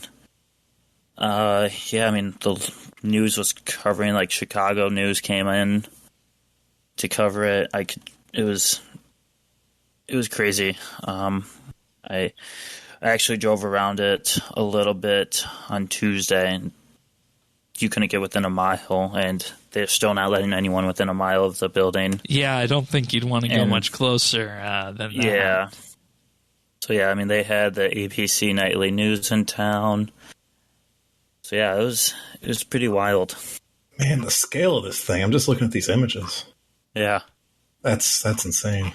Yeah, you don't really hear too much about these kind of things happening, but lo and behold, they do from time to time. And, we're lucky that there is a buffer area around these to prevent any kind of, major injuries from happening, thankfully, for this. But, you got to wonder about the air quality and whatnot associated with it, too. So, yeah, if there was any sort of injuries that were life-threatening or anything, I wouldn't have even brought it up. But I just think it's really amazing how no one did get injured. And so, yeah. Oh, yeah, absolutely. Absolutely. All right. We're going to move on to our achievements now, and we have a few of them this week. So starting off, we have Potato, who got 120 Constitution on June 16th. Almost Evil 2 got 99 Cooking on the 15th, and Potato appeared again with 120 Magic on the 15th. All right, we have Zerdones with 120 Farming on June 14th. Shamrock Soup with 99 Fletching on the 13th, and Snow Light with 120 Dungeoneering on the 13th. All right, we have Duradel with 99 Ranged on the 12th, and Shamrock Soup once again with 99 Divination on the 12th. Nice. All right, and finishing us up, we have WM Penguin with 99 Farming on the 12th, and Daltor Polo with 99 Archaeology on the 10th. Wonderful work, everyone. Wonderful work. Thank you so much for these achievements. I love talking about these, and it's one of my favorite parts of the show. So definitely keep doing stuff, everyone.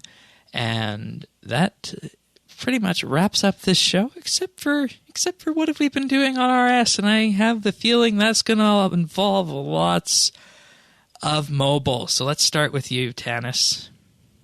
Yeah, mobile is back, and so I was doing Yak Track anyway, and I'm just so happy to have it back and to be Yak Tracking on mobile again.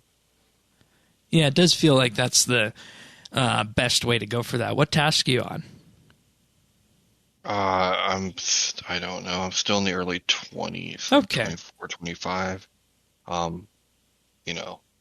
It's definitely taken longer,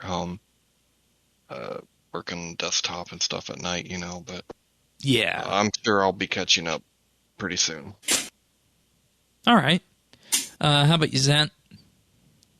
So, I actually made a hardcore Iron Man about 3 weeks ago. And I've been doing a bit of a combination of working on that and also doing just like some random money-making things on my main to fund membership for the Iron Man. I love that I can do that. But yeah, I'm really enjoying the Iron Man. Getting to experience early game again. Oh, it's so cool. And just getting to re-experience all the early quests. Oh, it's a big old nostalgia trip so far, and I'm really enjoying it. Yeah, and it really shows how this is a game that, we went through once. But if you go through it again, knowing what you do, and, especially with modern technology, it's like a completely different game, and you can totally immerse yourself with it. But at the same time, it's so familiar. Yeah. And I think that's the magic of it. But more specifically, just today, I've just been doing a lot of fishing. I'm trying to get my fishing level up so I can get some decent food. And what are you at currently? I'm currently at 32. Okay. So you're not at the decent stage yet. Yeah, my account total level is not even 300 yet. Oh, wow. Okay, so that is very early. All right, that's good. Yeah. I take things really slow with stuff like this. I'm really big on enjoying the experience itself instead of trying to just kind of like hammer through the skills. Yeah, I agree. And, that's my general take on things like Iron Man as well. Or, sorry, not Iron Man, Yak Track. And in general, just training in this day and age is, if you have the time, take it slow, right? Yeah. Yeah. But main goal right now is to finish the Witch's House quest. Just kill that dog in there. Get my combat up to that so I can get a nice chunk of magic XP. And then that should get me pretty close to high alchemy, which is pretty essential. Yeah. As an Iron Man, I'm not sure what I'm going to do from there. Yeah. But yeah, that was like the first goal I set for myself is high alchemy. All right. Bears? Well, to go against the whole slow and steady thing, okay. I just finished Yak Track today. So doing that, that's been what I've been doing mostly during the day, and then been slowly trying to learn how to base Solak. It's tough, but I'm slowly getting there. I did my first hour without dying a couple nights ago. Oh, okay. So that was exciting. We only got 4 kills, but I didn't die. It was my teammates. Right. Yeah, that's what matters, right? Always. As long as I'm not paying the death cost. Yeah, and as long as you're not bringing the team down, then everything is fine. Yeah, so it felt good to do that, and that's just going to keep working on that now that I'm done with the Yak Track. And maybe 120 cooking soon. Ooh. Interesting. That's a really pretty cape. I would wear that cape all the time. I can't take off my 120 agility cape. Oh, boy. The untrimmed cooking meme for me is just too good. Yeah, and, we look back in the day of seeing, untrimmed cooking and fletching capes is what people would do to get 99s in their first cape of accomplishment. But now looking back on that, that's almost something that, you want to have. Back then it used to be, I don't want, what everybody else has is the entry to accomplishment capes. I want my untrimmed slayer. I want my untrimmed farming kind of thing, right? But now you look back on it, and that's what RuneScape was, so you can appreciate it. And now it's, how is this skill cape going to fit into my fashion scape? There you go. There you go. There you go. Yep. Ooh, speaking of fashion scape, the Yak Track, I've got to tell you, the cosmetics are so good. I got me a new outfit, Shane, and I took a little something from the old and made it new, and it looks good. Nice. So I'm rocking the Saren armor, but Ooh. way back before I was maxed, I loved the Kadan clan cape. It's really sharp looking. And so I had that keepsake, and I'm wearing that cape with the Saren armor, and then I have the stag pet out. Sharp. I imagined Look you would real have good. the stag pet out. Uh-huh. Man, I really need to do this yak track. The outfits look so good. Yeah, I just don't know if I'd use them, though. Yeah, well, I haven't used any of them yet, but this has been one of my favorite ones to do so far. Oh, I'm using also, the Heffen Ranger one right now.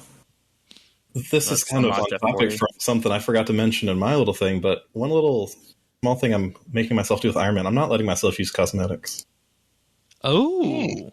Because I've kind of realized that not being able to see my armor, to me, it doesn't put into my head that, hey, I just upgraded my gear. And I don't ever have that in my head as something to really work towards anymore. Because to me, seeing a cool, badass new set of armor on me, that was like the thing that motivated me, like, before. So, right, so like the old once Dragon we got to the Plate cosmetic- and Dragon Longsword and all that stuff. Well, I remember first set of bandos I got, and you got the tassets and stuff. You feel Right. like a cool kid. But when you get, like, you upgrade to like, Masterwork now, you don't even see it. Yeah. Yeah. But yeah, so this, I'm just trying to make this a pretty organic feeling. Yeah, and I think your theme for that, based on everything you're describing, is everything old is new. Exactly. But as for me, Yak Track, currently on task 35 doing construction contracts. Nice. Still a little bit salty about the rune crafting changes as well. That could have been a rune crafting task last run, but I just did skill and kill, and the next one that's rune crafting will also be the alternate cooking instead. But I feel like I'm good to complete this, as just having under 4 weeks to go and 15 tasks or so left. So I feel like I'm in pretty good shape that I can do the tasks that I want and not necessarily rush through it as well. And, that's going to be a good thing because a couple days next week are going to be occupied with City of Senntisten. Almost went back in time there. City of Senntisten. And wrapping up with the epilogue of Battle of the Monolith. But I believe that wraps up this episode of RSBANDB Update, unless there is anything else, my friends.